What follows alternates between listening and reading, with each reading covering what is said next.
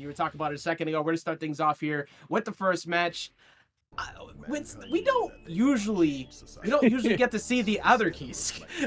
yeah. Sin making an appearance at a TNS bracket is a rare sight to behold. I'm curious to see what Terrificfoggo is doing with this one here. But Briget, of course, look, she is a brutal character to go up against. You get locked down in the corner, you're gonna be in trouble. If you were to call Sin rare, then we're gonna call Briget like the fillers of the card packs, the ones that you're getting all the time. But she's really secret rare, like level at this point. But starting things off, not wasting any time, burying her in the corner, but whiffs the throw. Ooh, good DP out there. Nice early burst, and Terrificfoggo's in a great position until he got scooped in this corner. But a brave DP to get out of it. My God, Terrific is not holding back. Yeah, this is very unusual. We're not used to seeing this type of damage because we don't ever see it. But then again, yet another whiff. They're not going to be able to get that. The burst gets him out, but it doesn't even matter. It's still Terrificfoggo's turn. ERC shuts down the startup. I believe that was 2S start there. All right, there we go. Nice. It's at the DP that time. Two-way punish. Yeah, going to carry him all the way over. Already got the yo-yo set up. There you go. Kickstart my heart for a shatter here. And now we're about even Stevens, but there it is. That 100% tension. Ride the lightning. We can make ourselves safe with the PRC and get back into neutral corner position for Terrific. That's the positive bonus over for Briget, but it doesn't matter. Finally, look, you may have whiffed one, you may have hit whiffed two, but as long as one of them finally works, Zero, the grab finally finds its mark. Yeah, that third grab attempt here, not confirming off of hits, and that's going to be something for Skwerl to keep in mind here, that we'll be able to challenge off of some of these block normals because the throw is on the way.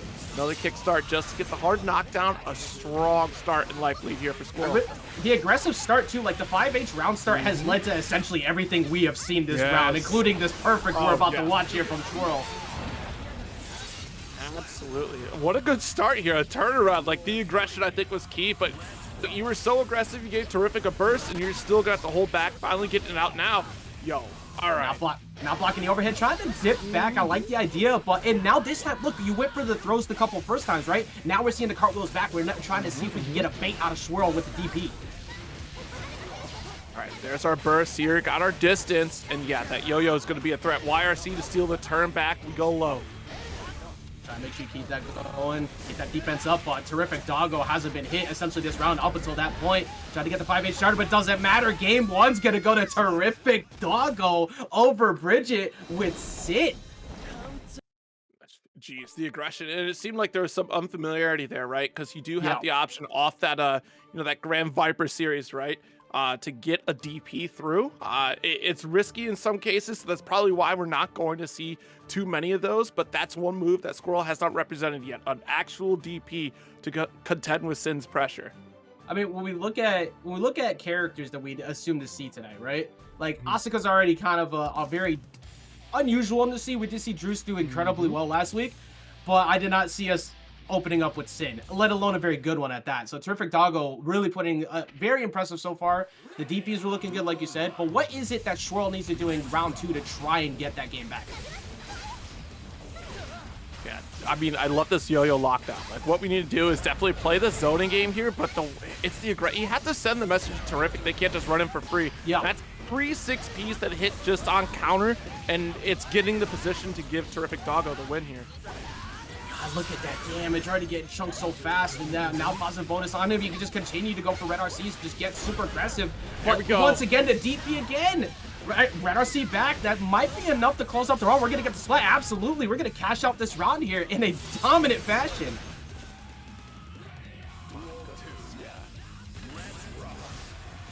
This is crazy. Back, just dodging the 2S here, and yeah, to see Sin being so aggressive and not being checked by Skwerl again. There we go. Finally getting a DP, but that worked out for you. That's okay. Even though you're still stuck in the corner, you forced Terrificfoggo to spend burst. We just got to get out one more time here. I kind of like how he did that there, too. You want to burst to make sure that they don't steal the turn back. You don't want Skwerl to get that opportunity to sneak their way out, but 2K, gonna get him out of the corner finally. Oh my God. Yeah, that's so tough. Of course, DP right after the negative frames there. What is that? That was like 5 successful DPs so far we've seen in this round. And from the looks of things, it might just be coming to a close here. He's about to go 2-0 up in the count. That's 6. I think that's 6. And there's another throw. Terrificfoggo just has such an understanding. Smother, shut down, no setups, no yo-yo setups. I think we've seen 1 successful 5H come out of Briget so far, which is blowing my mind. Like, the aggression has been on point.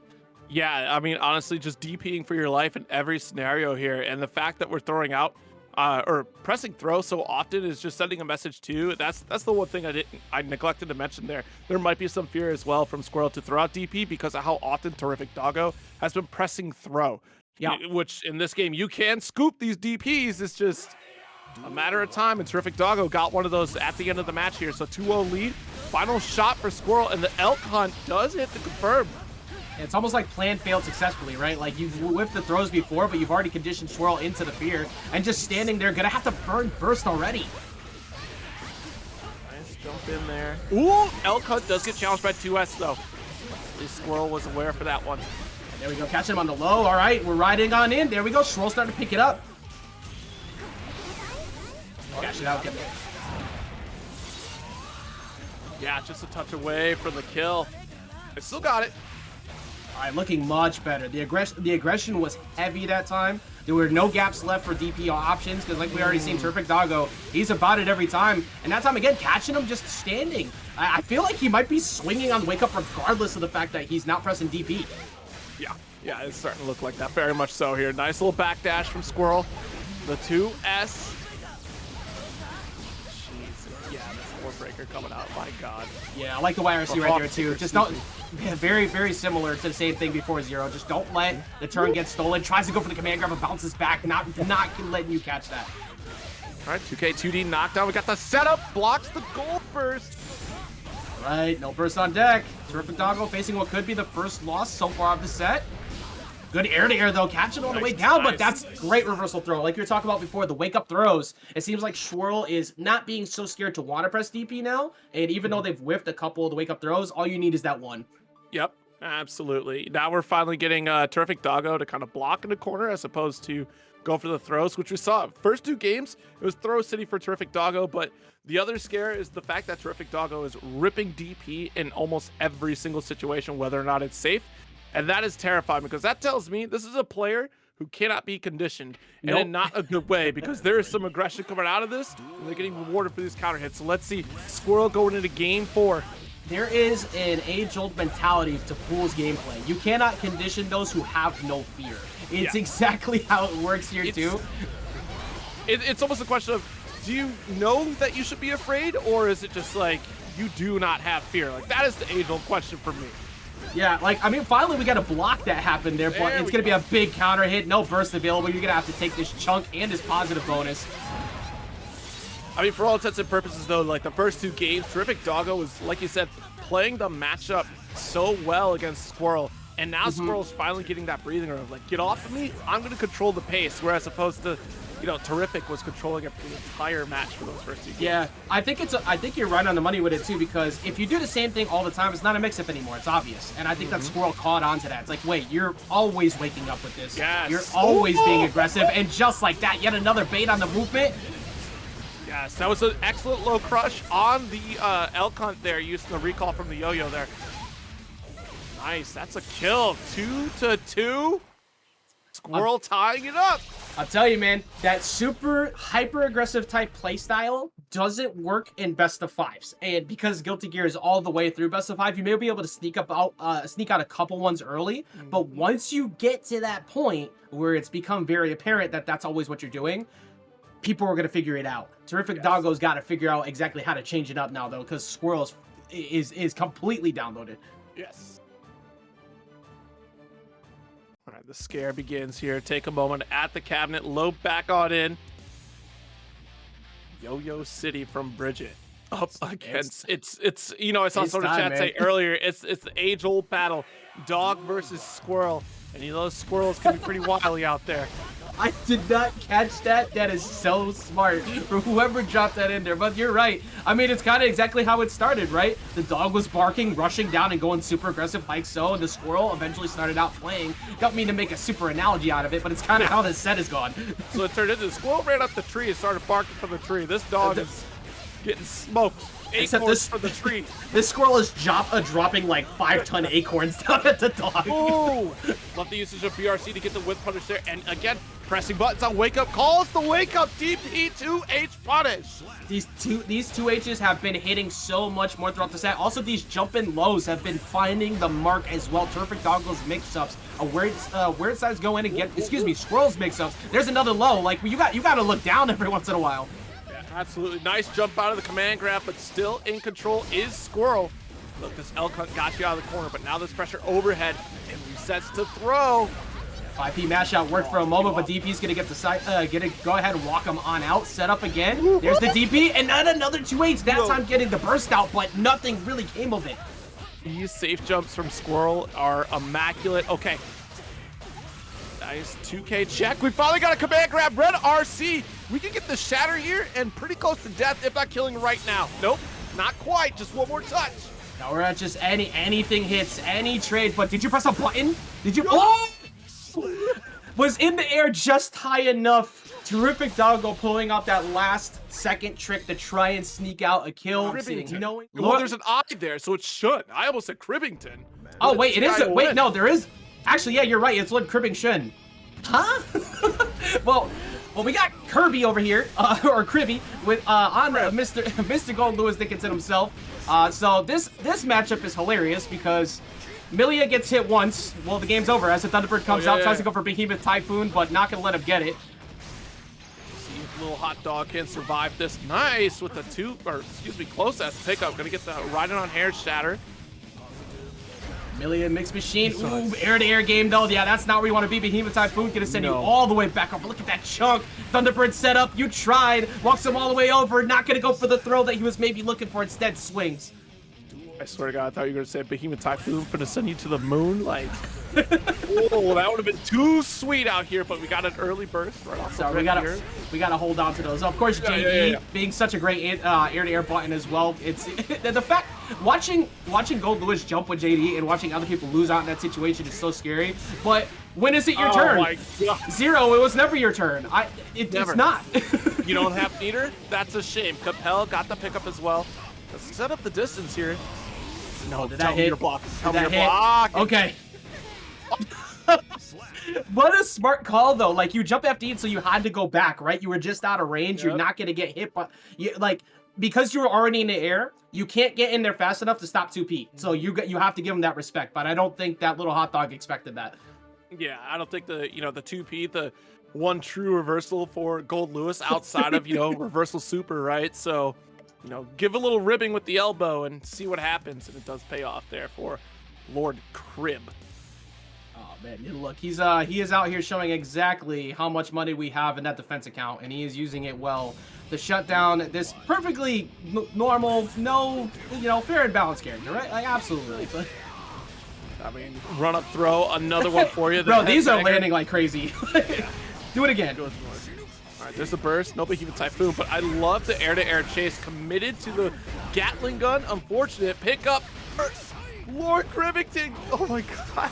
Oh, he is making good jump out, good empty jump, because that's such a scary situation. You just don't want to get caught by the plus frame, so you have to FD to make sure you're not getting chipped out.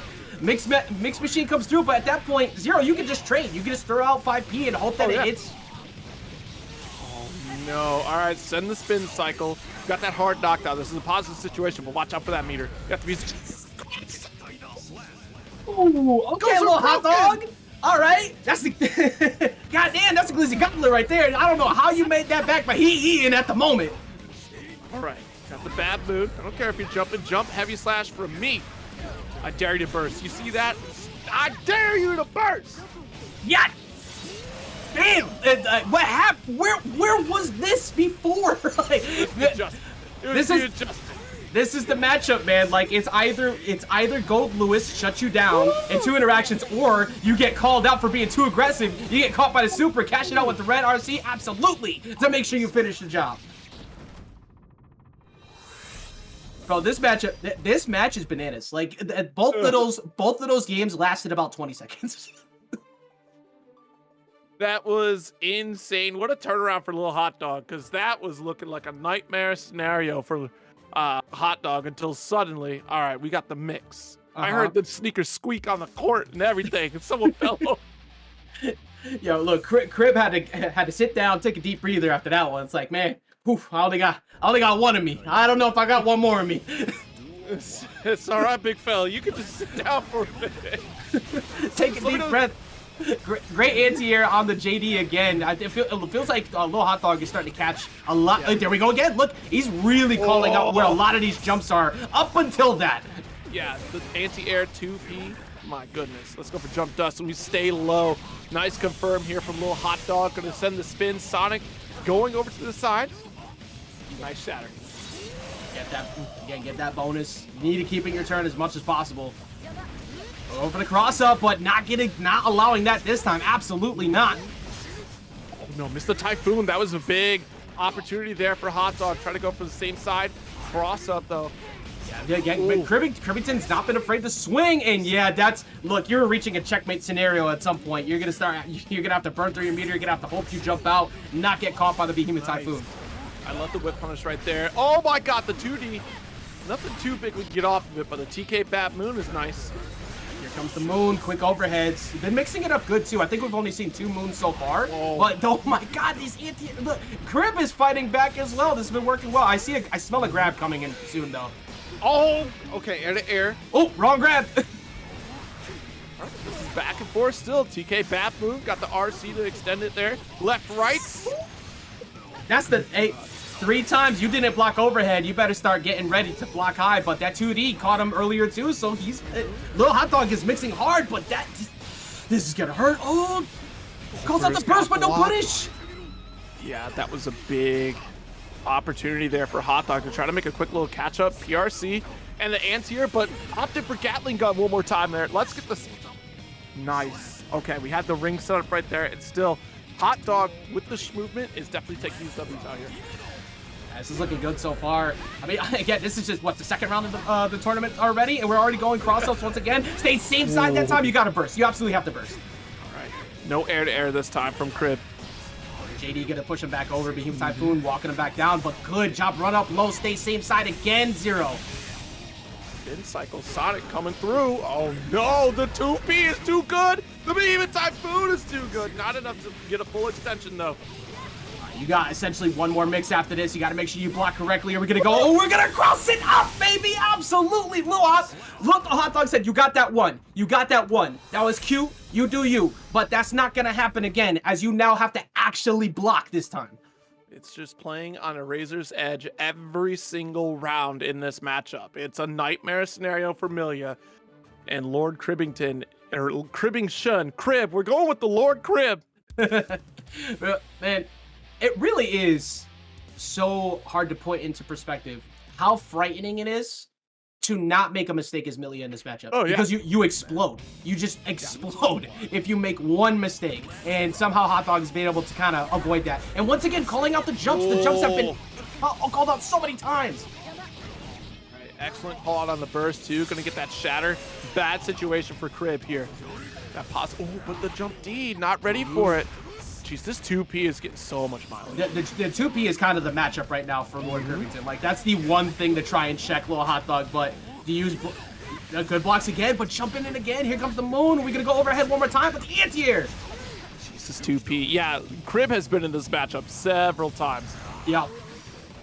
Oh, fading back. I like it. Trying to bait out some buttons from Crib. Oh, did that hit? Did that hit? You in the air? No, got down. Bro, this is one round away from Little Hot Dog taking this 3-1, but the way that this game started, I'm not gonna count out Lord Crib just yet. That first round went that way for good reason, but at some point you have to block the moon. It's so hard because it comes out so fast. Quick. That's not what you're looking for. You're looking for any other mix. Nice jump D. All right, we're getting out. Got the behemoth block. Keep those blocks on deck. Make sure you got that meter so you don't have to deal with that chip, because this is where things start to get real hellish. Thunderbird's out. Where's he going? Decides to go low. Gets the grab. He's with the throw, but still able to recover with the 2P in time. You're going to hold this burst for next round. Crib is still in this. This is why we don't count. If you don't count out Goldlewis until the set's over, that damage output is way too high. Yeah, these are the 2Ps are just on the money. Nice cross under there. Tries to get the carry to the corner, and we let go of the route just expecting a burst, but unfortunately it did not hit in time. And again, trying to burst bait just one more time in this corner situation. Nice PRC air throw. It does after 3 times same side. Goes cross up. One more mix. Goes cross up again. Has to YRC to try and get out. Your bracket life on the winner side is on the line. It's crazy how consistent Lil Hot Dog has been in this set. Blocking these bursts, you will not burst the Lil Hot Dog. Nope. So like still strong, but by comparison to how much we used to see him before, it's kind of insane how much we don't get to see him now post all these nerfs. Well, now we're talking MacMens in the hands, or excuse me, Anji in the hands of MacMens, and this is, you know, the Anji extraordinaire has been consistent top 8s in TNS as well. So Wonton does have their work cut out for them, but already. Strong start, leveled up. Gotta watch out for the dance. That's gonna be a big problem here too with that extended range. Yeah, end game still for Nago is good spacing, and you gotta be able to find your way around 5H, 2H, all that. But once you get in as Anji, once the records start coming through, the Seplik comes storming through, all of a sudden you might be able to sneak out that round. So not counting them out by any means, and now we got that corner 0. This is exactly where things can start to go bad. And MacMens is definitely PRC instantly into command grab. Not gonna go for it twice. Goes low. Good blocks right here from MacMens, but finally gets caught in the counter hit. Close slash is gonna go ahead and close that out. That was insane. MacMens on the reactions. I was just gonna say, like, on reaction, we got a 5P on Fukyo, and then on reaction we have the parry set up for the slash. And thank God Wonton had PRC on deck, because they were about to get blasted off again. Yeah, we've already seen multiple times so far too. First game don't matter, because everybody, the first 2 sets we've seen have gone to the person who was lost first. So MacMen's definitely gonna get some gets going as we see the instant cancel Red RC and cashing it all out here. All right, good spend here. Holds onto the burst, does get the kill. So MacMens has a bit to work with here in this next round, though, because Wonton has an ejection button ready to go. But all right, wasting no time, pushing him right over the corner, exactly where you don't want to be. Only at half blood, so you don't really have to worry about command guard coming in anytime soon, but you never know. Oh my God, you can't, bro, you were getting blown up on wake up. My God, and good cancel there. You have to burst. The pressure was too high. Oh yeah. The lats were a swinging. The angel's wings were a coming. You better start lifting, because you're gonna need better legs than that. They're crumbling under pressure at the moment. Burst is back on MacMens as well, so even if you get a hit confirm, it's gonna end that turn immediately. Yeah, absolutely. Nice push block right there too, thanks to IBFD. But yeah, that 2K whiffing from MacMens. Oh, never mind. There we go. We got the throw. Okay. MacMens was just chilling, waiting for any teleports. Like, look, the moment you come in, unless you're command throwing, I'm catching you. I'm waiting on this one reaction. You're not beating me on block string pressure. You got to try to get this command throw, and I'm not letting you do anything otherwise. My goodness. Yeah, like just even throughout that set, that push back from the IBFD, because you know, Nago is a little more.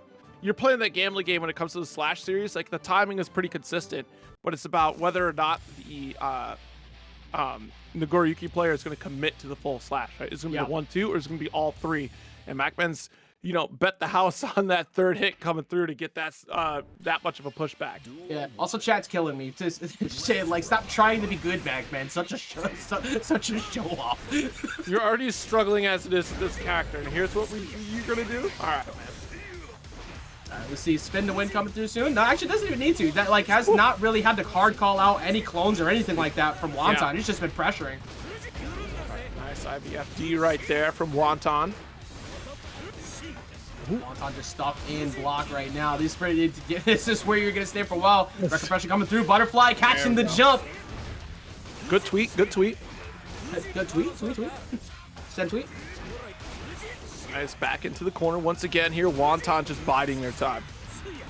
These instant cancels it. Well, you can see Wonton has been feeling feeling pressured, but that risk gauge was not looking too good and took a risky option of trying to swing out. That did not work. That was a massive portal counter for MacMens there, going into round 2 of the second game. Good plus frames off fan. Finally 5K happens. I was about to say 0. I don't remember the last time Wonton was able to press a button comfortably. But even after those 2 5Ks to get the corner, didn't really get too much out of it. Yeah. She's really trying to interrupt these 5Ks for sure. Got the slash series, but that IBFD coming on deck for MacMens here. PRC close slash will hold this corner. And we're just, again, biding our time because the Fujin series is coming through. Code ended out, carries over to the east side of the screen. And I don't care if you IBFD'd, I got a drift. Yep, I'm chilling and vibing. MacMens is MacMens just stares on the pressure like, look, I will wait for 5H. I'll wait for the jump in and take about 20%. But once the turn begins for MacMen, like, you just, nothing has been checked. Nothing so far from Wonton has told me that he's been able to get out of this safely. I love that in this set so far. It's been like the back and forth of, I can push block. What about you? Like, yeah, I can totally do it. All right, nice tech. And the dance, and still able to punish the 2S. Should be round calls out right here. We're going to get the wall out of this. Absolutely. Whoa. MacMen just has a fundamental strong understanding of like Nagoriyuki block string pressure that has not been broken yet. I think we need to, like, you have to try and find a way to get more grabs in, which is way easier said than done because of the reactions MacMen has had, but you have to find them. Yeah, that's so scary, right? You have the 2P and 5P that MacMens has represented, and that kind of just breaks your game plan. It's like, well, no one actually reacts to this, right? Like, what is happening?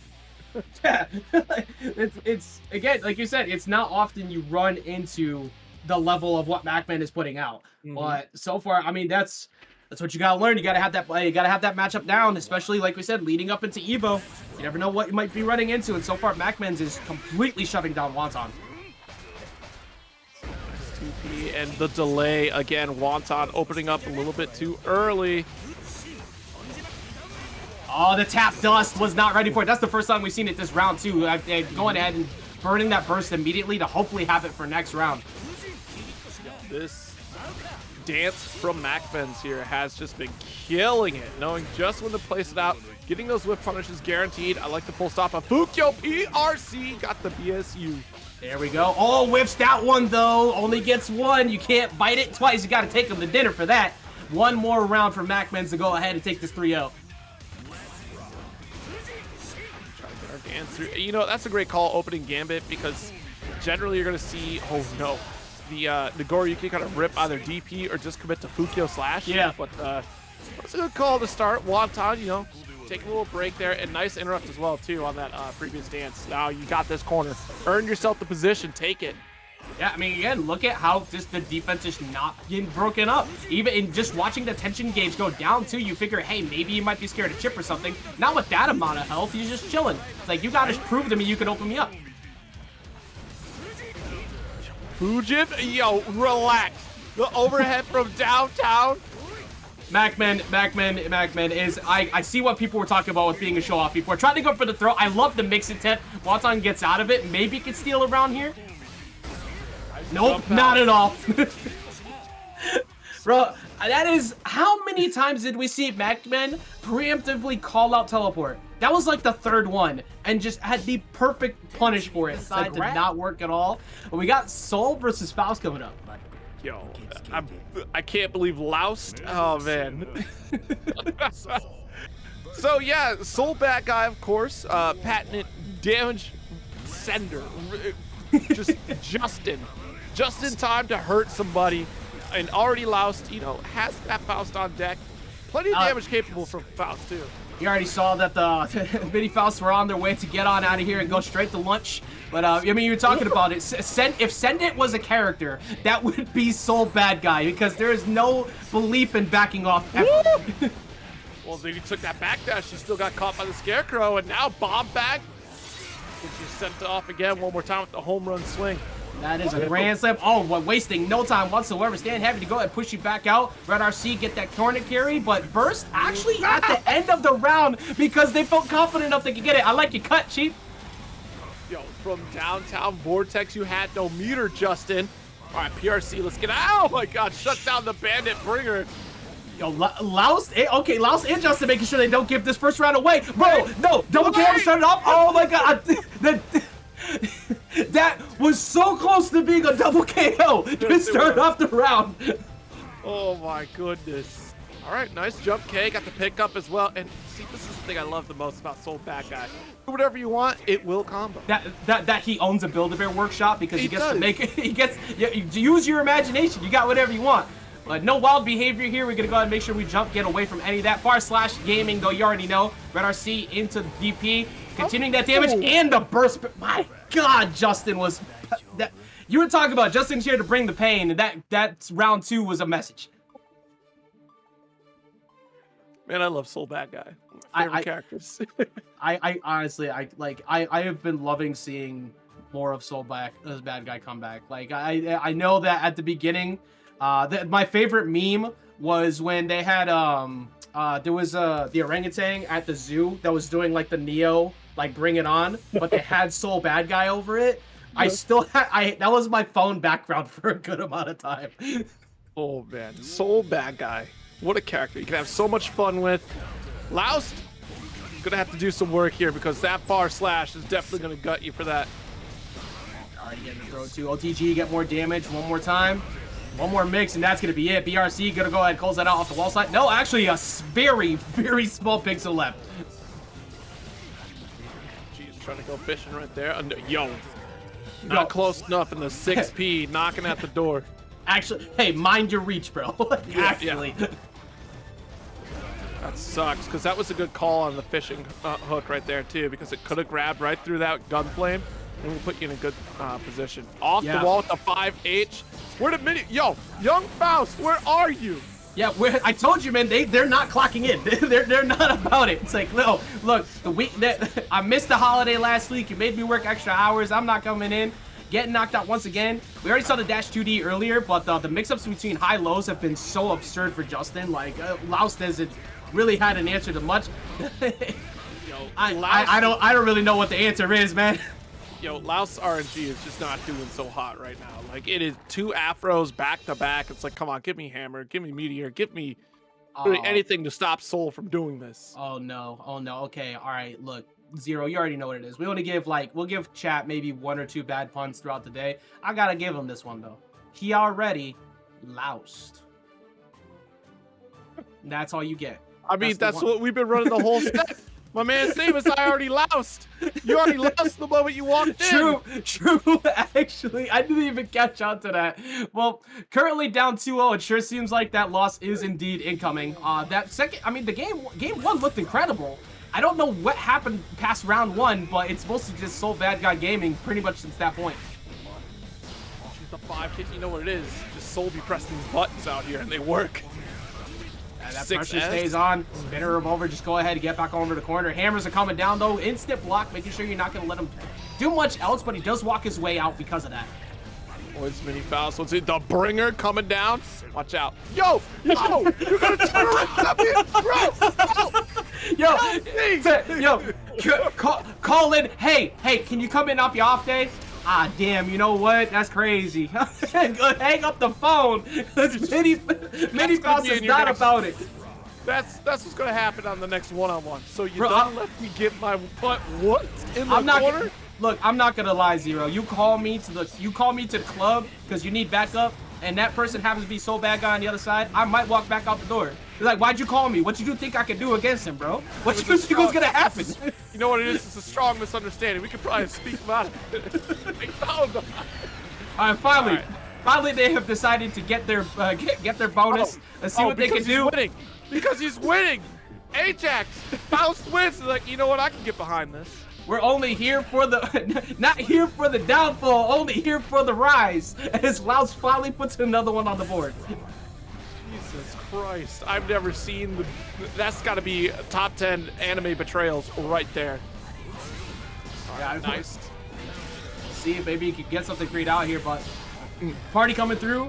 Teleport and reads it right away. 5K to go ahead and punish that. You got to burn that burst. But yeah, Vortex got a message to be sent.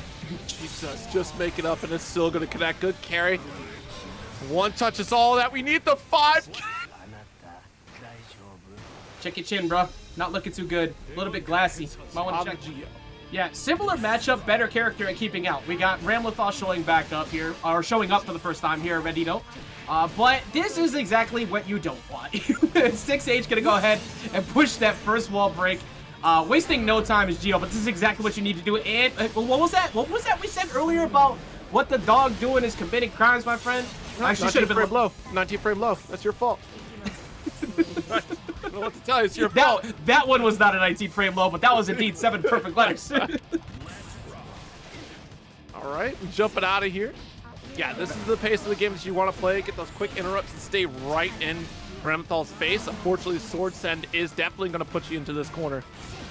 Yeah, RedDitto looking much better here. Now, the 5K into instant call out back. Yeah, I don't know what happened to round 1, but it didn't exist in their book. The blocks here and again caught this court. Yo, that's a risky call, but the correct call. Trying to go for the 6B was going to at least shut down either the far slash or sword toss. But at that life point, yeah, that's a big risk. Sometimes you gotta take them though. And the fear of, like, you never know, like, are they going to finish it or are they going to continue to wreck it? You never know what's going to happen, really, in that situation. But Smuggles, looking very similar to last time, jumping in, keeping it, tripling up on it. Okay, didn't let it go, going for the extension into the dive kick super. This is looking like this could, like, it's kind of their round to lose at this point. Yeah, absolutely. And giving complete respect to that 50% tension right there on this next interaction, because we know RedDitto can be capable of some robbery, as it were. We got the tap dust. Nice pickup into the wall. All right, well, all of a sudden, we got a game here. Burst is available on Smuggles, so I think hit confirm Burst is pretty much on deck. Now you can't do it. Okay, relax. You have... Oh. What? No. In no world did I expect mash out super at the end to be the option to actually take that, but... Hey, that's a W in the win column, baby. You don't really complain about it at the end of the day. I can feel the pain from you because I know you have tried that and it has not succeeded. And no.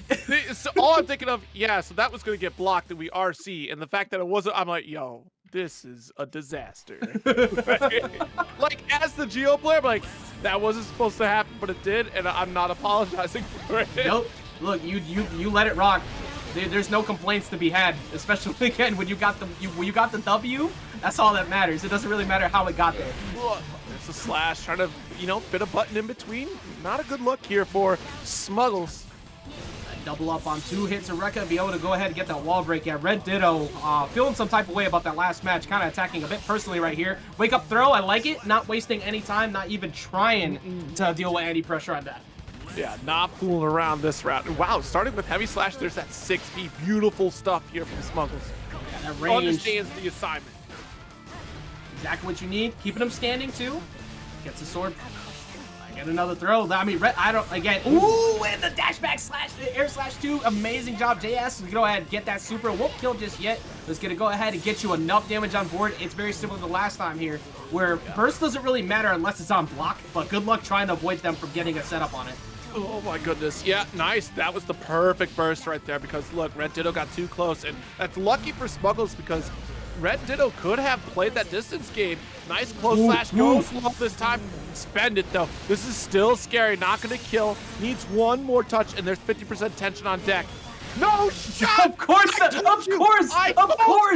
Of course! It is one Drek-minded. You have to do it. You have to do it. The super is gonna come out. You know they're gonna press it. Ajax, what did I just say? I literally just said it. Smuggles. There's 50% tension. It's a Ramlethal. Watch out. Look, when the giant red flashing lights are there, don't ignore them. Don't. All right, well that's 2 very funny ways to close out the matches, but that one was a lot more straightforward than we were expecting there. And RedDitto gets to put one on the board because of it. Nice. Hey, look, the price has been paid. You got lucky with that other super this time. I got you back. My God, that chunk of damage. 60+% off of all of that. Gonna go ahead and push him. Actually, just keep him centered. Goes for the side switch instead. Nice. I like that idea. Yeah, hard knockdown with the 6H, but unfortunately jump slash and a little bit of a messy cross under. I love the idea from RedDitto because we wanted that corner but went too far. 5K confirmed. Stand up for me real quick. Yeah, I like this. I really like that message that Smuggles just sent there with all of that. RedDitto, remember, think about it. Think about okay. There we go. That was better because we were going for that safe jump. We were a little bit high on that one, but we at least attempted the safe jump. Don't look, keep it simple, stupid is for a reason. If you got the safe jump set up, go for it. But not watching their toes this time. 2K immediately logging the block down. Damage chunked again, but Smuggles is Smuggles is good at showing the damage can be taken back, but Zero not looking too good this time. No, not at all. Oh, and we crack open. That's a wrap for that round. Perfect. Yeah, geez, the grip of damage from RedDitto here. Smuggles has a tall order. There's a burst out there. Has to survive long enough to get a burst back of their own. That's how this matchup be, man. 5K is going to get spaced out, though, and that's going to take a decent chunk. I like the burst in that situation, though. You take 30, you don't want to go all the way over, but RedDitto stealing it right back. All right, let's Red RC. Daro series pickup. Yeah, we blasted. One more time again. Can we make a comeback? Well, there's a bro double dash. You dare? Wait a minute. You did it. Wait a minute. We got a game. There's the tension. You have FD. Nice DP pickup. Oh my God. Didn't mean it. Didn't mean it. You have to go for it. Yep. You have to go for the air super. Unfortunate situation for Smuggles because that was a big spam. But you're gonna get some positive bonus back. Just gotta try to survive. Yeah, bro, look, you see the hesitancy YRC? right there? Didn't expect the second follow-up on the 2D, but still, how do we have that Zero? That's like that's the third round in a row where we've had that many individual games that have gone down to a pixel. Yeah. In both sides too. It's not just Smuggles who's making those last-second comebacks. This is an insanely close level match. And you know, safe jumps. This is going to be the tail of this set. Smuggles missing out on the opportunity for that safe jump situation right there after the super shatter. Like that was all you to keep pressing that pressure. You don't even need to worry about it, right? Because you're going to try to wait and build up that tension, get the 50% buff for Geo so you can start chipping more on block. Nice 6-speed call out on this drill. Waste no time. Keep them grounded. Don't let them jump in for free. There's that JS again. You gotta find ways to make sure that RedDitto isn't walking their way over for free. Like right now, already chunked more than half. Jeez. All right, now push back to the corner. Positive bonus for Ram, and you just gave up ground right there. Like, yeah. Unfortunate for you. Oh my God, the air throw. Red RC. Nope. You lost the positive bonus. Yeah. That was actually really good on RedDitto calling out that jump with the air grab because that was the first time we've seen that all set. All right. Because once again, go ahead and push you all the way over. And we already seen RedDitto does not drop these. Like there's just not a single time. So you got to go ahead and hold that. Burst is on deck. You're gonna have to spend it real soon. Yeah, trying to get a 2K call out right there, and unfortunately the trade ended in RedDitto's favor. Nice tap dust. Yeah, you got it. You got to burn it there. RedDitto looking down the barrel. What could be an easy clap right here. This should potentially be enough. Yeah, called out the IED a mile away and was able to get that 6P dash up throw to seal the deal. RedDitto taking it 3-1 over Smuggles. So Asuka is showing up on stream. Versus Eno. Look, there is so much going on. Even with the shifts to have to get the DP, you're dealing with a just mad science of all the stuff coming at you with how many projectiles he has. How is Eno getting in consistently past all that in your view? This matchup in particular is going to be very interesting because this is one that I think that like off the rip, like at initial first blush, folks, like I'm not saying this is the solid, I've sold on it. Like I think Eno might have a little bit of trouble given if Asuka gets good draws. And look, we already have Elucid starting to take control here, but as long as Eno can maintain the control as she normally does in set play, we got this. So let's see how it goes out. Already doing more, of course, on Eno. So that's a big message here. Okay, doing really good so far on it. You got to block the explosion, but of course, you go ahead and push him back. Super, go ahead and push him down, and exactly where you need him. JS pressure has been good, and Elucid hasn't really had an answer to it just yet, but good reversal throw. Yeah, we had to get the draw there, and Elucid definitely does, but at what cost, right? My goodness. All right, still kind of caught up, and don't forget that shield does help a little bit there for Asuka. Nice Caught the throw. Oh, yeah. You're done. You're done. Watch as JD comes through and take a guess. And you guessed wrong twice in a row. But good job from Ticklememour to make sure that it kept that first game. Tickle me more. Tickle me more. Excuse me. Yeah, you're what? It's fine. It's fine. Yeah, I got. When you said memoir, I'm like, oh yeah, I see that. It's easy to want to think that. But Elucid starting off this second round hot here. Positive bonus, you do not want to be able to give him easy access to meter. 5H gonna go and get jumped over, but it doesn't really matter. Explosion's gonna catch him. Bro, look, the heart of the cards is indeed with this character. I love him, but my god, I can never play him. There's just way too much going on. There's a lot, yeah. The win condition for Asuka is so interesting because it seems like it's very difficult to get, but Elucid's making it work out pretty well against Tickle Me More, which is definitely not an easy feat to do, but right now locked in this corner is a nightmare. Never mind, you found the throw. Look at this Jedi Master out here. Yeah, amazing confidence there too. Just knows that knew he was gonna stay in the air. Didn't really care too much about it. Projectile's gonna go ahead and push him back though, and very close, actually very close, but Elucid in a slight advantage because of that burst being on deck, and that is the third time that we've seen a reversal throw come through. Who needs the DP? The tap dust hitting the mark, had the RC to be able to get the chase. That's 5P anti-air, and with the stroke, there's no hope for your burst.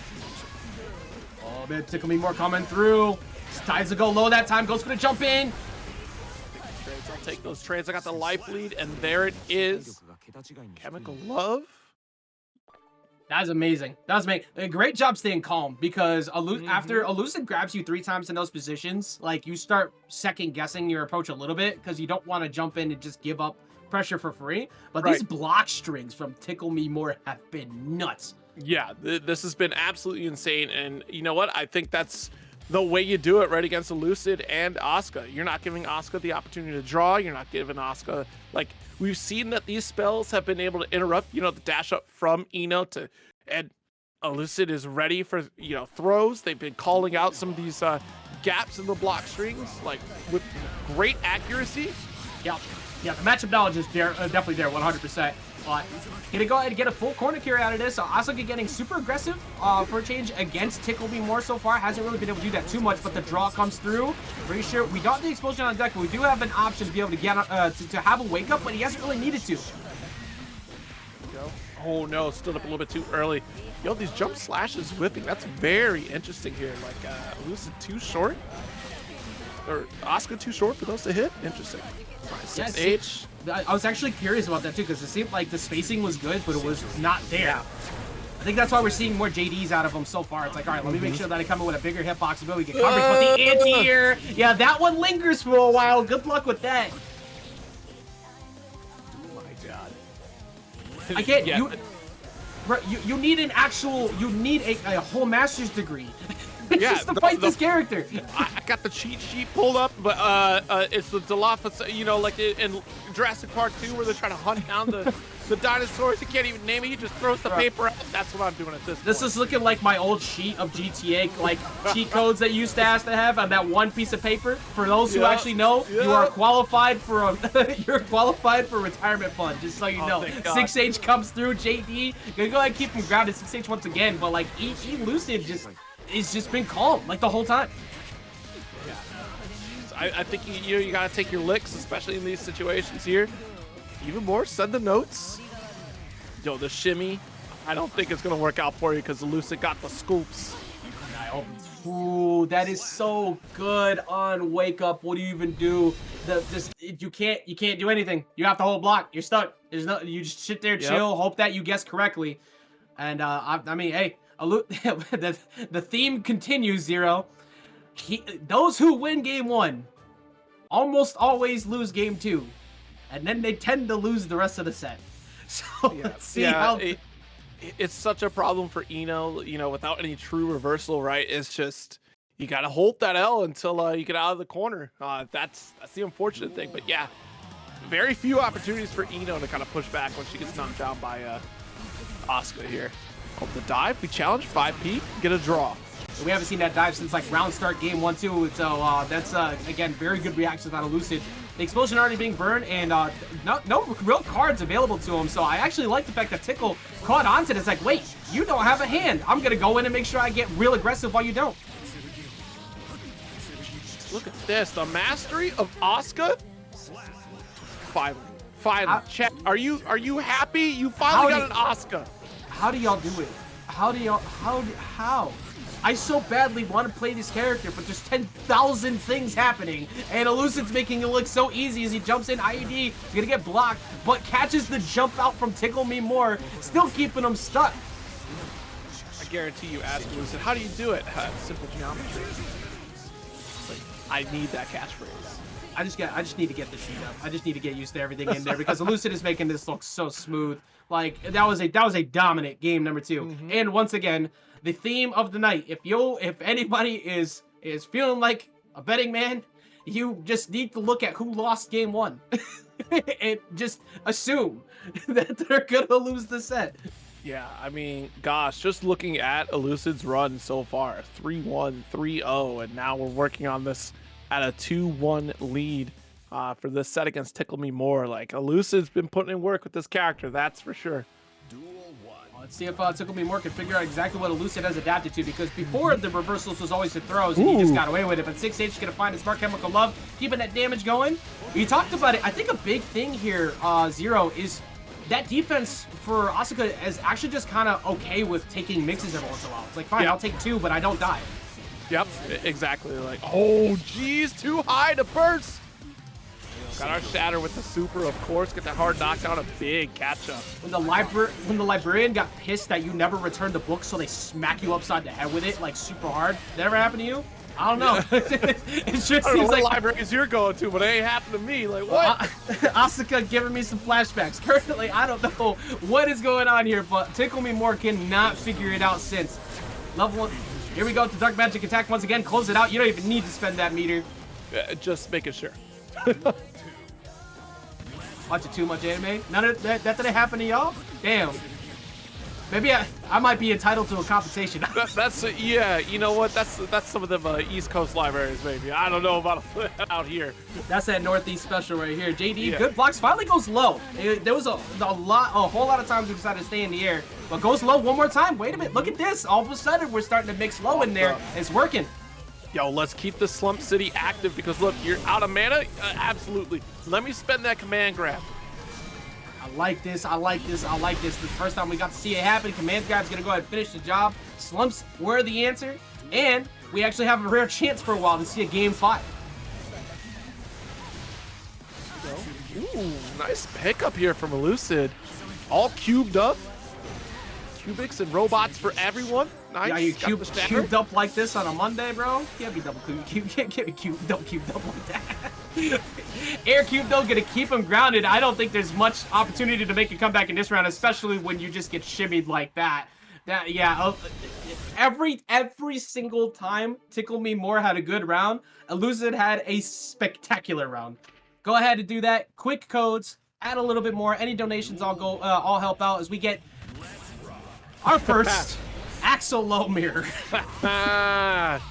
Stealthy, yo, the 2 Axel extraordinaires. Yep. Who set this bracket up?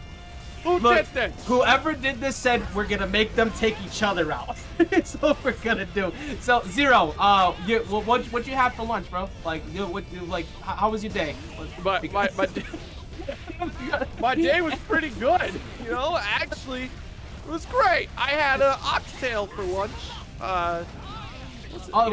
Was it very well cooked, much like that first round of Stealthy just had over Remi? Totally cooked pretty well. Pretty well. It was leftovers, PC Genshin. Let's not get crazy, okay? Just leftovers. True. Yeah, they're indeed messing with the time stream. We got the 2 variants going at it, but who's the original? Who's the first one? We'll find out. But currently Stealthy up in the lead, but you already know we've seen it from Remi time and time again. If game 1 doesn't really matter that much because the adaptations will happen. That is what I would have said if Stealthy didn't just beat the hell out of him like that. So that's game number 1 going to Stealthy. My goodness, you know Stealthy be sneaking in some of these hits. That's for real. That name right there, you know something's gonna happen. Something wild is gonna happen. Yep. Like this. I know we say it all the time of like how mirrors work, but like this matchup is so weird. Like it's one thing to play a mirror and have like similar mix-up game. It's another thing to play a mirror where both of you are kind of looking for the other one to strike first from a distance. that is so hard to condition. But these two are so good at it. Just Stealthy was that much better that last round, mostly because he was actually pretty aggressive. Yeah, absolutely. Nice. Goes some rainwater. Excellent pickup here from Stealthy. You know, dash up, you took to the skies, and I'm going to make sure that you're locked in this corner. That's the name of the game. Keep them locked down as much as you can and hope for the best. Yo, okay, Hive mind. Hive mind, you already know. Command grab comes through, though. We are still chasing BRC to get on the ground first to make sure we can keep the turn.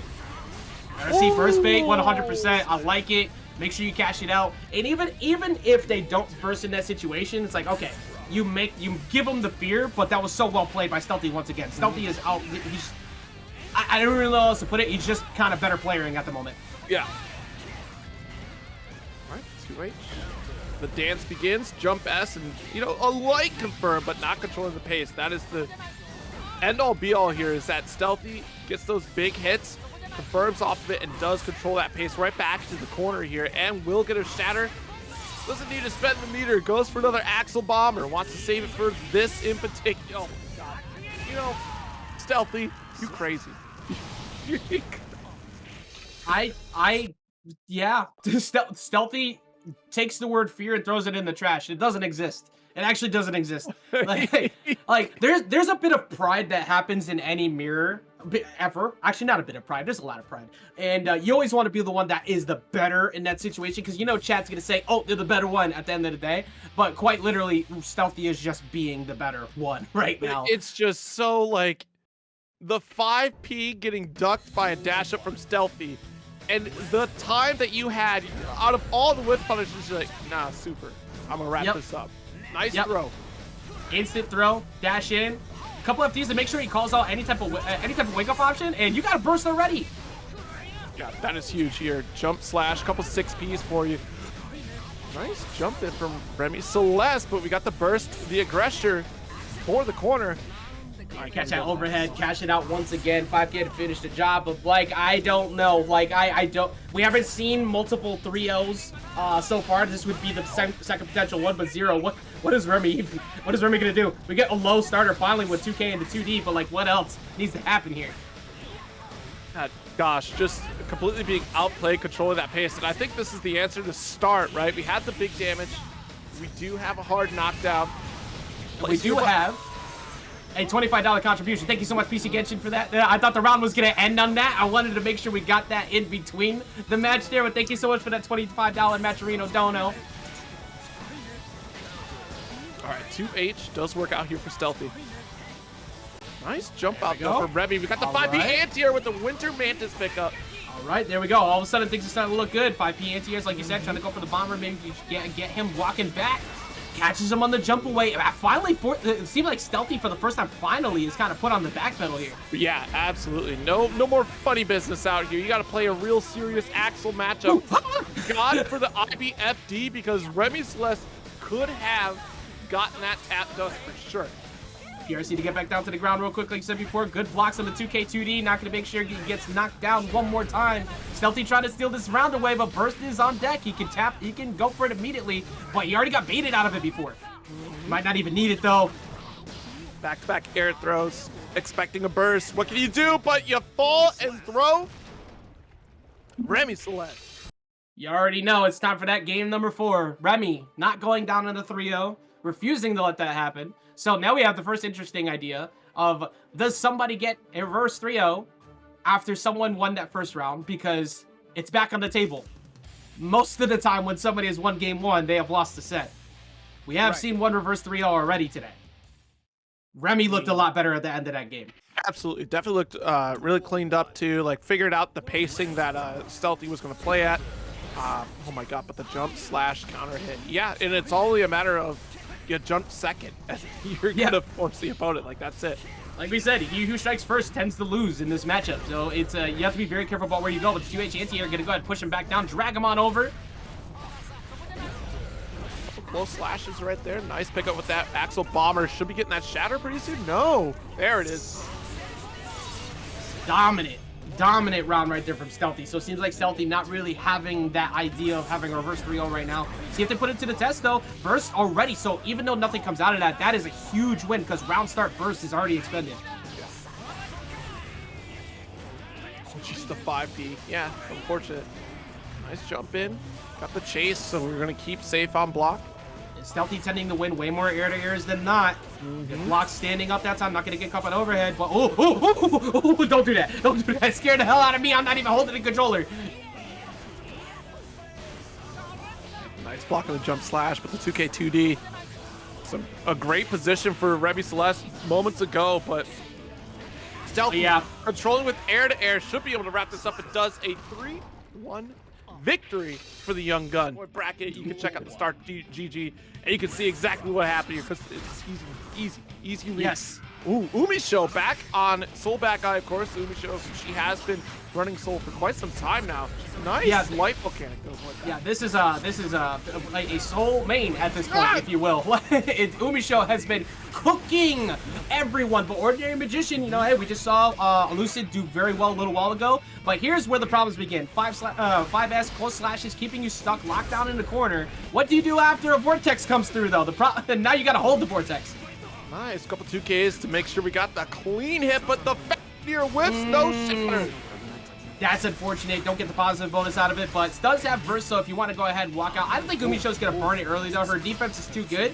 Right. Far slash gaming, though. You already know. Oh, yeah. I love the cross under because it got the dust loops to get that shatter. Just keep it simple. Success is so good in this type of matchup where you want to draw, you want to try and get something started, and then it just smacks you in the face. All right. Go ahead. Keep on spending some cards out here. The staff, problematic. Good blocks once again. I mean, I'd be perfectly content with spending wasting all that meter on 10 blocks just to make sure that you can maybe get a side switch like right now. Perfectly executed to be able to get that side switch, and now it is Umisho's turn. Yep, excellent burst right there. Oh my God, hello? Far slash, excuse me. And again, you can't be pressing that close to far slash territory. Stand up one more time. Not at all. Jade trying to come through to get the hit, but it doesn't matter. Stays low. Good blocks. 2D to that. It doesn't matter. The burst to close, to get the bait into the DP to close it out. So much happens so fast. It's hard to keep up sometimes. Thank you again for that code redeem, by the way. Every single bit does count. Umisho looking exactly like what we expect to see her do, but I will say Ordinary Magician had some really good moments in that match, so I'm not willing to just write that off. Yeah, absolutely. It's tough too. Like there were some solid reads right there from Umisho, especially when she I love the RC just to, you know, get a full stop on action just so you could block right after, and calling out that YRC. It was almost just like, all right, I sense that you're gonna panic here, likely, and get that block. Great guess in that situation too. Yeah, round start blocks. Go over there. You have been added to the block list. 5H can trying to keep Soul Bad Guy locked out in the corner is the biggest thing. Like, and you see, all the cards have to be spent here. And I like that. Ordinary Magician said, I'm going to use all my resources while I can. I will spend all the cards while I can, get my draw back in, and I'm going to essentially dominate this round as we're going to cash out the super. It won't be enough, but it's going to be a good chunk. Yeah, I mean, that is a nice chunk donated into the match arena from Ande as well. $15 right in there. So thank you so very much. Thank you, absolutely. Every single bit, like we said, does count. We don't know where the count is currently, but that 2P is going to go ahead and let them know that that round is over. Umisho going down first round. Round start aggression is usually the game plan, but Ordinary Magician's actually been doing that back zero, not letting Umisho actually get anything started. Very interesting. First round, we started with test case 2, and now we're on test case 3 for Ordinary Magician here. Just a balance back and forth. I kind of like I like where we're at with it too, because now you got blocks galore. Good luck trying to run through this. You know Vortex might come at some point, but at the same time it's like I don't really care. Like I'm just gonna make you have to navigate. That was a huge mana spend right there for that. Oh my God, the full order bookmark. Teleporting call, then now we're teleporting everywhere. The blocks have to be on point. This could be a perfect round from Ordinary Magician. Yeah, it's just about to be one more touch. You gotta hold this. Yo, cheating! Cheating! Fair and balanced behavior, right? You gotta draw. Look. If I am top decking, and I am drawing my cards properly, hold that. That's a skill issue. I don't know what else to tell you. Fair. It's not a skill issue if you came along with Nikki FGC in this raid as well. Thank you so much for the raid, and thank you for joining us for a good hangout session on Guilty Gear Strap. You're watching 100%. some Cubics, robots for everyone. And Asuka's still drawing the cards. Oh my god, I haven't heard that show in so long. But here's a reference from that show. We're gonna get a knockdown in 2 seconds flat. As we see right there, on the money with it, getting the first knockdown from Umisho. We do appreciate the support. Hopefully that KI tournament went well as I would expect. You know, these tournaments that Nikki running are dope. So thank you so much for coming over to hang out with us. Much love to Nikki FTC. Not many people can say that they have the same level of a trophy case my that God. one has, but that 6P can definitely add another trophy to somebody playing Asuka. I love the flex on that 6P too, right? Because it carries you right back into the corner. That's insane. It's so mean looking too, but here, look, I know we say it all the time. It's a funny reference, but this is quite literally a bullet hell when we get to this point. Umisho now boxing back exactly where she needs him to be. Yeah, I mean, honestly, this staff is working against Ordinary Magician, unfortunately, in that combo series because it kept pulling Umisho closer and closer to keep that bounce off the corner. Blockchain Crusher again. You got to spend that meter to be able to try and keep yourself safe. But at this point, Umisho kind of has you again right where she wants you. You don't have burst. You don't have DP available to you in the deck of cards. So you got to try and get to it and hope. But Ordinary Magician, 0 again. Finding the way out. Nice. Look at this combo! No, but look, the damage mitigation is huge. Like, you're living. I thought that would be just enough. That leaves the magic pixel. That's the last thing you want is you get caught by the low. All that, this is a nightmare scenario. You don't ever leave Umisho with any bit of health left. You are asking to lose. You gave it full rapid draw. Look, you have 40 cards in your deck. You should have brought 60. We're playing Magic the Gathering here, not Yu-Gi-Oh! Nice Vortex 5K pickup. If we're playing Yu-Gi-Oh!, she's the final countdown at this point because you got 5 potential turns to try and make sure you don't lose. Here, hold the frames. We drifting into wild throws. Finally, a wild throw coming through too. That's the first one we've seen in the set. 5K into the DP. That's going to go ahead and close that out. We do not need 20 seconds. We do not need 20 turns. We only needed a few as Umisho finally figuring out a moment of relief to hit Ordinary Magician. Yeah, I mean, gosh, the win condition for Asuka here just seems, again, just really difficult to achieve, especially when you have a character that is in your face like Soul Bad Guy, because you're worrying about so many resources at once. And Soul already has 2 resources and they're on infinite supply, and it's slash, success, and anything else he can hit with his arms. Like, that is it. Oh man, well, this is I would be scared. Is the best way to put it. after that last round. But Ordinary Magician is no ordinary person indeed. They have had some good defense until, of course, everybody's got a game plan until they get hit by 6S. That's ooh, okay. You know what? That's a nice little cue to toss out right there to stop with the Vortex. Interesting interaction. I don't think Umisho could have been ready for that one. Oh, the explosion coming through. Gashing out into the Dark Magic attack. Just going to go ahead and push him back down onto the ground. Umisho, good blocks at the moment. Ooh. Oh, wow. You dare draw within 6S range? You're going to draw like that? Hey, bro. Oh, dear. This is where things start. This is where things get real rough. We're going to go for the slump. I'm actually just going to push off the wall. It's right a little bit too high for all that. Doesn't matter, though. Catches him pushing away again. That's going to give you the wall. Spend that red RC. Absolutely. Just... Got that mana bringer. I'm pretty sure that was blocked. Yep. Yeah. We just have to get some space, but you're running out of cards here. Mana's looking real dire right now in test case 2. Like, this is still very much a game that Ordinary Magician can win. Ooh. That mitigation. A lot of scaling, yeah. But one more hit on either side here. We're at negative bonus at the current moment, so you kind of have to hang back. That's so scary because Umisho, she could have Vortex, but also the distance was just enough. 9 seconds was enough. Wait a minute. Wait, who has more? I can't tell with the mana. It's gonna be Magician. It's gonna be Magician. I think so. Oh my god. Oh my god. A timeout in Guilty Gear Strive and Ordinary Magician taking it.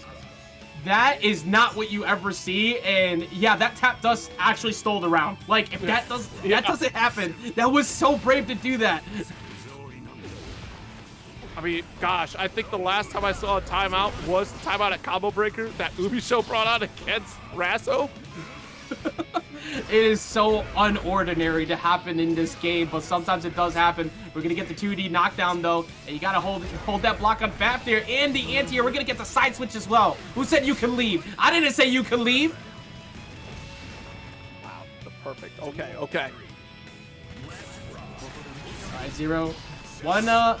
I mean, the way Order Magician is playing, there's very much a real world where we could get that game 5, but yes. I honestly, I kind of want to see it at this point. I kind of need it. This set has been really good. The tap dust comes through. Yo, no escape. It's all cubes all day. I got the square root of your health. Well, right now, the code has been cracked because Umisho's going to get back in. We are cracking in heads as that damage is going down. The mana is gone, so you're taking so much damage to the point that you died off of that. The mana was gone and you just exploded. For Luke, not Street Fighter Luke, but Luke, as in Happy Chaos Luke, versus SQ. I mean, bullets are just sandblast, right? Like, it's basically the same thing at this point. But Luke, going up against SQ, of course, she's gonna be making sure that you don't get that distance. As long as you don't let Curse get applied, the zoning war in the mid-range game essentially belongs to Ram, and that's exactly what we just basically saw for that first round so far. Yeah, my goodness. SQ, you know what? If you get put in the corner against her, you're in trouble. All right, set up with swords, called out the YRC, and allowed the explosion to handle the business. Wasting no time whatsoever. Of course, yeah, there we go. This is exactly what Luke needs. Curse applied already, so we're going to go ahead and walk him all the way down, wasting no time whatsoever. Jump in. Do we see Tap Dust off the rip? No, success pressure. Tap Dust, but a little bit too far out of the way. Good jump out from SQ. Nice. Explosion. Got a big pickup here. Morto Bato for the Shatter. Positive bonus gain as well to keep caught up in the resources. Plus, look, massive life lead. Beautiful stuff for SQ. Yeah, had to spend that YRC. You don't want to have to spend burst just yet, but I don't think you're really gonna get the opportunity to do so. You ain't getting it. Yeah, that's a dominant first round coming in from SQ, wasting no time. I do believe that SQ would like to advance into top 8. Indeed. I have the inkling. Yes. Also, oh, definitely, for sure. Also, I would like to thank chat for letting me get in my one. We get to cash out one bad one. All right, we get one bad one throughout the tournament. I appreciate you. Shouts to Yurikov as well. Talking about KOF Kings. So round 2, in your view, because SQ obviously showed exactly what you need to do with the matchup. How is Luke going to play around the spacing? Because I feel like JS wasn't really a problem, but the ground game was a problem. How is Luke getting around that? More Sandblast. More Sandblast. This is why we're boys, bro. Thank you. you go for the Sandblast and then pop a Flash Knuckle or two. You're gonna be just all fine. I'm saying is Sandblast is just really dirty, sweaty arms that he's throwing at you, and you can see like Happy Chaos ain't got no shoes on. He nasty. All right, same person. There ain't no shower happening there. Exactly. Yeah. Kicking up dust. He throwing stank at people. Like, come on. Yeah, that curse. That's just gas. He nasty. Exactly. All right. Stank. You take your stank is like an entity in and of itself, and you're throwing it at people. It's pocket sand, bro. That's it. All right. This has run its course. But 5K has not run its course, nor is that cash out in the super. SQ is kind of, again, you were talking about it, wants that winner side top 8, and it sure looks like with the way she's playing, we might be reaching that point very soon. As the tap dust comes through, that was dominant once again. Yeah, absolutely. I mean, once you get that positive bonus, there's very little that Happy Chaos is going to be able to do unless if Happy Chaos has meter. There was no shot that Luke was going to get it because SQ may take control for 50% life lead, stanked up. Nice backdash to avoid the gunshot here from SQ. Yeah, that's why we see. I think you're right on the money with the whole meter problem too, and that's why we're seeing Luke going for the wall break and trying to make sure he keeps that positive bonus. But the 6P anti-air, yeah. Luke has been living in this corner the entirety of the set, paying absolutely no rent because SQ's letting him live there for free. Yes, got that windshield wiper BRC to chase down. And look at this, already within range. One bullet is all that Luke has in the chamber. Burst gets shut down. You're out of options. Yeah, this is extremely frightening. I don't really know what you can do to get out of this right now. You don't really have an answer. Yeah. You gotta hope. that SQ makes a mistake. And we're talking about the Ramlethal player that literally just made a guide. Well, with the beginning of Guilty Gear Strive, go back in time when this came out, and she made a guide on how Ramlethal was going to dominate in the corner. So you think you're going to survive with no meter in the corner as Happy Chaos? Nah, you dead. Yeah, no, 100%. I mean, I think Yuri's right on the money with that too. SQ's in Evo mode. Everybody should be in Evo mode. We're only 2-ish weeks. We're like just barely under 3 weeks out. We're almost there. We're almost back in Vegas. By the way, that's a week after my birthday, so you already know we're going to have some fun. But SQ is looking dominant. You're going to be running into a ton of Happy Chaos already, so you better make sure you have that prepped and ready to go. Yes. That's exactly what we're seeing here. Ooh, try to go blasting real quick here, but avoid the shot entirely. Yeah, round start 5K was kind of interesting. I didn't expect that. But, oh, no. Again, that mid-range game, we talked about it. It's not the air game whatsoever. SQ is just straight up outboxing Luke. Absolutely. Oh, jeez. Yep. Respecting the shot. I dig it. I dig it. And still holding her ground. I think that's really important. Instead of going full distance, she's still walking forward, able to block these gunshots. It's so important because you're not allowing Happy Chaos to get that space to shoot freely, to reload, concentrate. You're a threat at all times to Luke. 100%. Make sure that you exist in presence. And even right there, the block string was going and waited until the very end to go and get the reverse throw. Now, bro, look at this. What do? You just wait. The bar slash is going to keep you locked. We're going to get our swords back. We're going to keep the turn going. And we're going to get our positive bonus. This is looking like one of the only 3-0s, the second 3-0 we might see of the night. There's our burst. Windshield wipers with an RC to hold that corner. Yeah, this is look. There are moments in times where it's like, okay, they have to intentionally kind of lose the set themselves. And I'm not one to usually count Happy Chaos out early, but success is gonna get you to corner, but you have to actually keep them in the corner, and that's the problem so far. All right, locked in, one bullet, low concentration. The tap dust finds the mark. SQ can wrap this up and will succeed. 3-0 victory. That does mean SQ advances into winner's side top 8 tonight. You know, Danny been tearing it up lately at TNS with Kai, so we've all seen the truth. I have lost it. I tried for so long, but it has come to a close. I can't. There's no world I can defend anymore. Especially, I like the idea in this matchup too, because JD obviously is going to be one of the main approach tools you want to do to get around Kai. Like 2 ways, you don't want to jump in on that. But the projectiles are a great way to keep him out. That said, good luck when you're in the corner when Thunderbird is up and having to block all this. Good DP to get out. That was an insane DP. Like, that was... I wouldn't have thought that DP was my option right there. That's how airtight that was in the corner. Kai can't do anything, quote, a certain content creator. I mean, are you watching the same match? See? Yeah, he can't do anything. Nothing. See? Look, he can't do nothing. All right, what's Elucid supposed to do? Stun Dipper? 5 frame low? What is that? Can't do nothing. All right. Anyways, nice. Good job, Cold Slash. Like, yep. I like the pressure, but it seems like Cheryo is just seeing right through it. Yeah. I mean, hey, you gotta, you know, show him who's boss. You are the Secretary of Absolute Defense. Here we go. Another Behemoth Typhoon. You got pressed into this corner. No stress for Cheryo right now. Yeah. Good job with the 2P to be able to walk out, get Oki.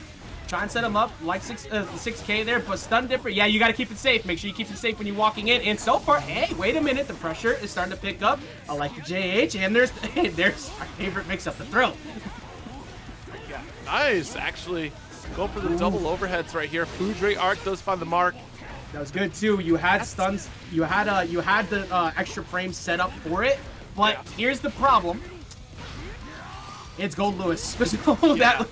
That lead is just so ever getting ready to fade away.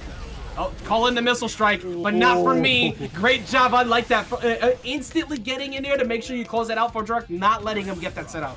Yeah, that was actually really good. It was a punish on that overdrive setup there. And already had the dash cancel push in the corner. And Cheryo, I was going to comment on that like late burst. I thought, nah, that's looking bad for you next round. It still kind of is, but you built up so much burst meter in the last round. Unfortunately, You might not get it this round at the rate that Elucid's going. I don't think so. Not at all. Elucid got super aggressive there. Yeah, there you go. Tap dust BRC to go back. Instant cancel into the slash overhead to make sure you keep that pressure up. Yeah, it seems like Elucid's kind of done with this. And as long as one more throw closes it out. So it's entirely on Cheryo to make sure that you get that tech. The 2K! Literally, Elucid dipped the toes in the water. So, ooh, that's cold. Wait a minute. And there's the burst. Oh, much better.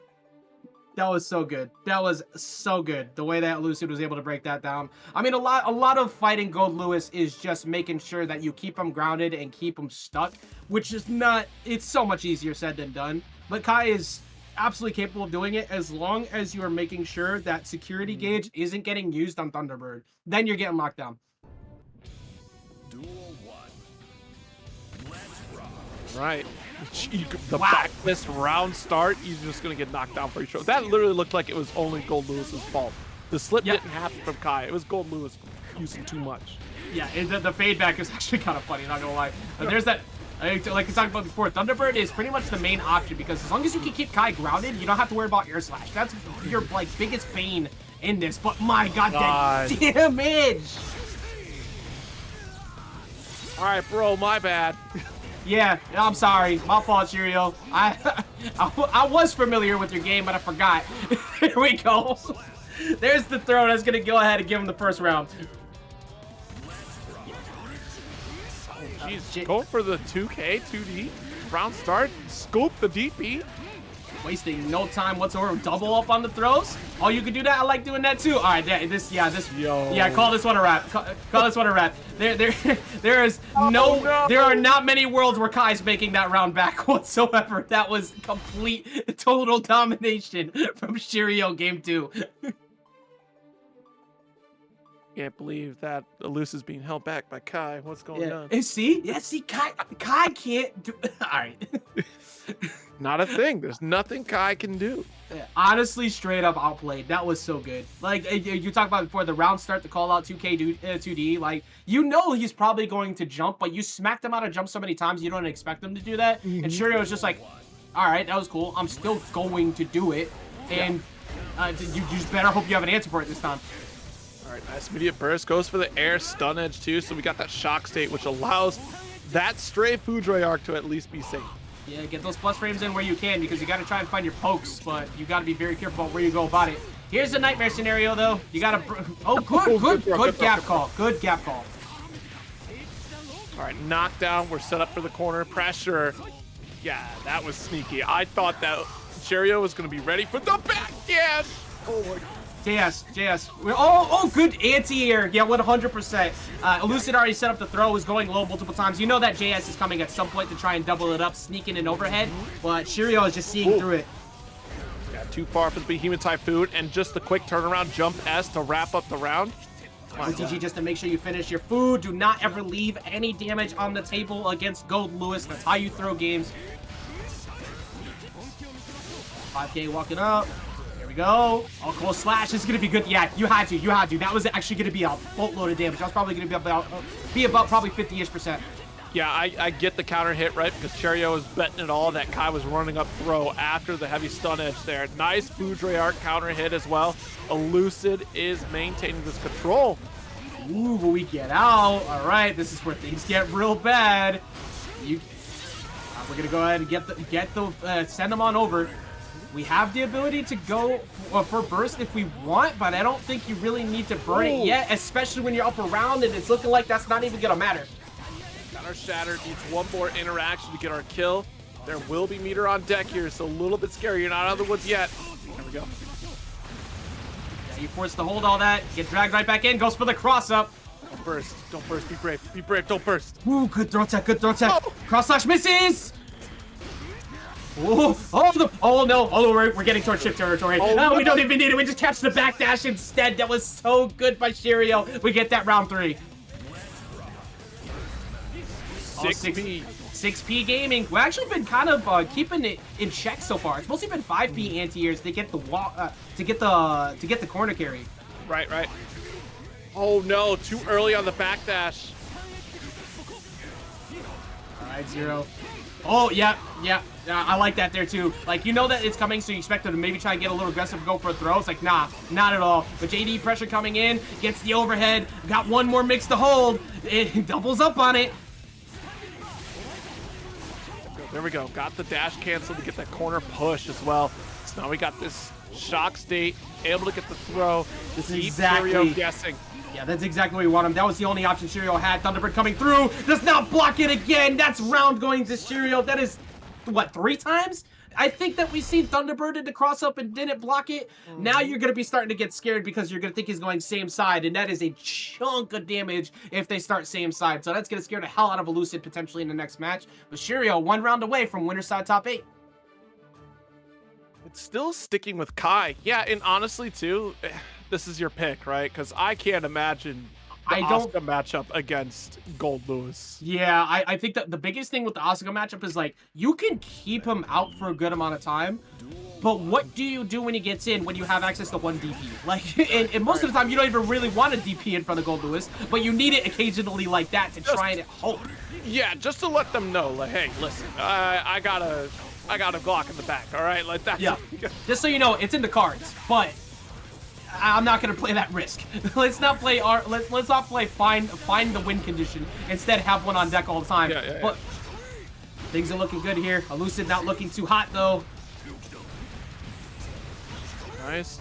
Yo, the dash cancel behemoth. That's terrifying stuff. My God, look at that meter fade away. It just dipped so fast. There's not much you can really do about it either. You're just forced to hold it. Now we're in blocks. Now we're in chip territory, and that's pretty much all you can do. My man Cheryo just mashed 5P. Literally just said, here's the bomb. I'm going to keep pressing 5P. If you move, you're going to get hurt. Oh, okay. Oh, we had a little bit of a jump scare right there. Kind of like everything that Goldlewis does. And Goldlewis jumping in with the ghost.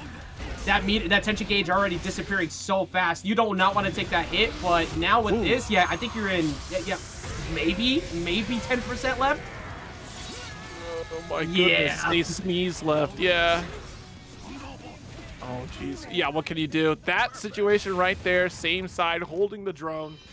We talked about it before. Yeah. What was the win con? Every single time you got put in that spot, 3 times cross up. So you have to be able to actually, like, air to air and find an answer. But that was a tale of a previous time. We're now back into another story that is Stealthy, kind of putting in work on everybody. But we'll see if they're able to do that here up against Ikushisu. Yeah, Ikushisu versus Stealthy. Ikushisu with the, what was that burst? Yo, wait. I got questions, but they seem to have the answers, so it looks like they had the right decision after all. Won't be enough. Oh, actually it is. Never mind. Excuse me. That was enough to kill, so that's a round 1, and that burst ended up working out. All right. Excuse me, Chief. Sometimes you get a feeling and you act upon it, and that's the right call. That tonight's gonna be a good night? Ooh, it might be.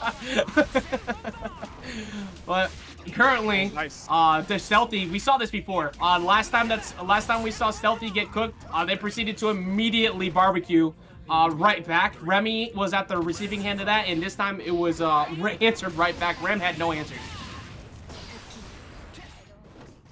Ikushisu kind of, like, I mean, there's not much you can really do from that distance without trying to box. Yeah. And without burst on deck and and you don't have 50% tension, yeah, it's going to be pretty easy to call that out. Let's get the run up, rainwater, your whip and throw. Shame. Absolute shame. Don't ever think that you're in a good spot if you get around on Stealthy. Honestly, that's kind of the theme of what we've seen so far. Stealthy has been so aggressive. Like, you know what you're expecting out of Axel, but it's not. It's trying to find a point when they're gonna go in. This is almost exclusively going in for Stealthy. Right, going into that second game. But yeah, the aggression that Stealthy has is just, it's so interesting to watch, especially too, like, I think it's the right call against Ramlethal. Like, that's kind of, you don't want her to get set up. You don't want to play that distance game because you don't want to get, whip punished for sending out a Ren Sen too close to her.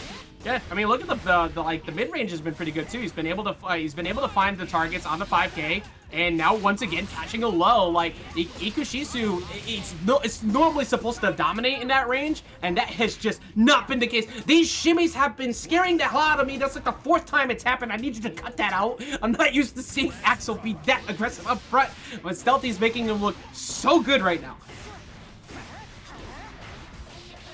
Geez, nice chase down there. Got the jump P as well, so that caught that backdash. Doesn't get the finisher. It doesn't even matter, though. I mean, we got him in the half health. Ikushisu showing some signs of life for a second here, Zero. It's been a little bit when we're starting to see it, and there you go. There's a free punish.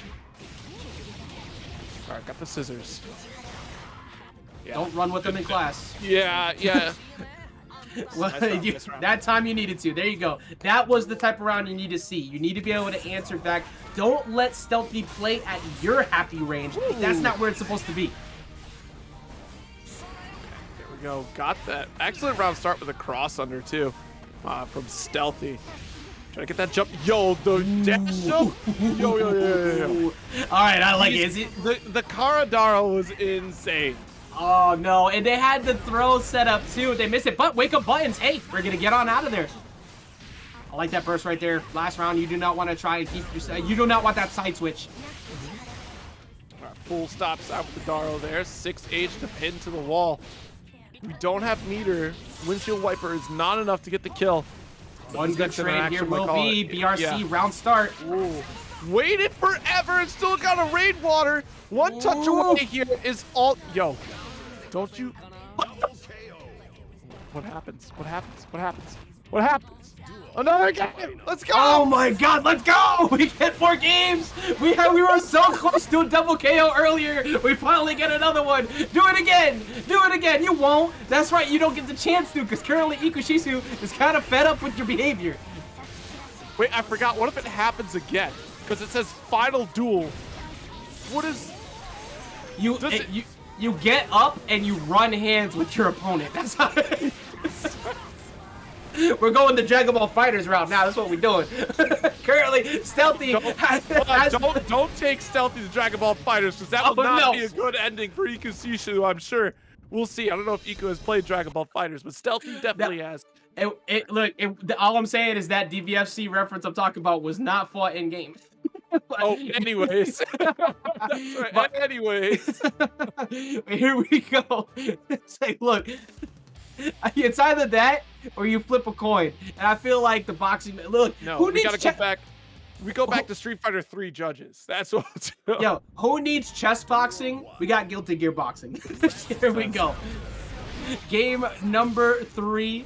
Very solid adaptations from Ikushisu, but again, we talked about it earlier. Stealthy, once losing a round, has been very quick to like swing back. I mean, and then again, maybe not. This pressure is looking kind of nuts. Good throw tech though. 2H there. Got for the Rensen. Nothing to do it. So we're still at least trying to zone out here. And you just lost your sword. Your sword's not coming back to you until Stealthy allows it. Daro. I like how you said that, and then it just slowly slid behind. It was like sneaking a snack behind the parents. Like, yeah, you don't see me. You didn't ever catch me. You're gonna catch these hands though. Once again, that is Ikushisu moving up in the set, and it burst advantage and aggression advantage. Damn. To round start Daro like that, like you're crazy. And the jump overhead too. That's the first time we've really seen that. Ikushisu is pulling out everything right now. Fades back, gets the whip throw too. Yeah, good job, OTG, to finish it. Perfect round. You got clapped. That was rough. You didn't have to windshield wiper for the kill. That was a message right there. Ikushisu said, "I done had enough." And I actually like what they did with that too, because burst was there, so they wait for burst, and then if you drop, you just kill with OTG anyway. So yeah. it was kind of just over with Ikushisu taking that route. All right, up 2. Bro, what does Stealthy do? I mean, I'm not gonna count Stealthy out. He's been cooking a lot of people so far, but Ikushisu, #1 seed overall of the bracket for good reason, and playing damn well at it. Actually, wait, hold on. No, they had to beat someone to get that spot. Oh, I didn't realize they 3-1 Marvelo, and honestly, I'm starting to see why. Whoa, I was like, but yeah. he was like, wait a minute. That's not who was #1 seed. This is confusing me. And now this makes a whole lot of sense. Yeah, you know, Stealthy is definitely, you know, again, living up to the namesake, right? Because could definitely sneak in a few surprising victories out here. But yeah, right now, Stealthy, strong life lead, but it's about to be explosive. 50% tension available is gone. The jump H, grabbing the kill. There we go. Stealthy picking up exactly where you needed it. Has burst advantage. Has been playing so much better. 2K is going to get the quick poke. 5P just get, like, this is what we expected. This is what you need to play at this range to kind of shut down Ram. Oh, nice 2K. There we go. Another dash cancel, too. I'm loving these because Iku is expecting, like, just the continued pressure, but keep getting called out by just regular resets, right? Daro PRC, not going to do it, but the air-to-air, good stuff from Stealthy. I love that the answer for what I was asking, what is Stealthy need to do because it kind of got cooked? Well, the answer was just cook back. All right, it's time. I'm throwing the medium rare steak down. Yours was overcooked. I'm not done. We got game number... Wait, dude, is this like our first game number 5? Have we seen... Like, I think we've seen maybe one other one, right? Like... Pretty sure this is our first one. Hold on. This might be our first game 5. Like, chat, please confirm whether that is correct or not, because everybody has been smacking each other up, like, all bracket. Like, I don't know if we've seen another one on stream. Well, we're blessed, and no, regardless whether it is or not, we get that game 5. Like, I'm sure there might have been other, you know, game 5s in the bracket, but we're talking specifically stream. If you're trying to follow at home, and you recall, pulled up that bracket for y'all. 5P anti-air. Nice rainwater pickup, though. Expecting a burst, and Iku is not going to give it. Good job with the blocks as well. Iku not letting Stealthy get anything full screen. Now we're in trade. This is trade favor for Ram, which means you got to find an opener like this. There you go. Nice Axle Bomber right there. 2H not going to reach, though. Yo! The snipe. This might be enough off the closeout. Yeah, this absolutely 100%. That was such a good call on the dash up. That is so tragic, especially too, like, Ikushisu has been getting a ton of mileage out of these strong Kara, like, Daros, right? We got the dash cancel right in the Daro each and every time. It's wild. Try to press buttons, and that is going to cost you the round. But luckily for you, even though that round is gone, you still have full burst. You didn't end up expending in that match, so you're perfectly fine going into this last one here. Game 5, last round for a change, though. Which one of these two gets that winner side top 8? Yo, if we get the double KO again. Yeah, we need it. The story is being built for these two. Ooh, that's... I mean, one, it took a push block there, and that allowed Stealthy to not get close to the wall for the explosion, was able to dash up and call Ikushisu's dash in with the 5K. Oh no, that didn't go the route that Stealthy was looking for. And yeah, that's all you needed. You did enough damage. All you needed was one single poke from range, and Stealthy set up the win condition perfectly. Players that fell off the wayside, that didn't make top 24, that are definitely, like, just pound for pound, just worth their salt in a TNS bracket. 100%. Now it's time for the homies to go to bat. We got the classic Kai versus Soul match. This one's interesting because, like, everything about what Kai wants to do is just your traditional fighter style of keeping out the crazy person. But once Umisho gets in, especially off 2D starters, yeah, all things go south side real fast because it becomes his turn and it stays Soul's turn. She is so good at that pressure. Interesting. Just caught staring, like, when they had corner position. I wonder, I'm curious as to what that was about because that's not... Yeah, that was definitely a mistake, if anything, but keeping them stuck has worked out. Umisho, she's gonna end up getting caught on the low, and Kaneki takes round 1. Yeah, there's a couple drops there too. Who knows? Spitman just went through exactly what all Kai players go through on occasion. Kai is OP, drops the combo. Kai sucks. Yes. Shoutouts to the massive amount of people who have been redeeming Matrino codes, by the way. I haven't been not paying attention to that. I've seen like a solid 8 or 9 of them go through. We can just keep it going. We're getting close to the end. 6 of them left, so let's get that done before we hit top 8 with $71 in the bracket. That's a Volcanic Viper for you for helping us out with those codes. Amazing job again, Umisho. Like, the first round is only so much, but this Cold Slash is keeping Kaneki stuck. And that's a huge punish. That's going to hurt. I 100% agree with that burst. You did not want to take that. Whiff throw. Expected a dash up there. Did not get the dash cancel. Oh, trying to match buttons out. You were in stun state. Again, not positive bonus now. Let's round start. Ooh. There we go. Got the bandit. Let's keep going with the red RC pressure. No backdashing. Not allowed. You already know. Bandit revolver to steal all turns back. We're going to get that side switch off the DP. This should be enough to go and potentially close out the round. No, it's going to be a pixel still left. Nice. Try to go for the BRC with punish, but unfortunately too slow on the reaction there.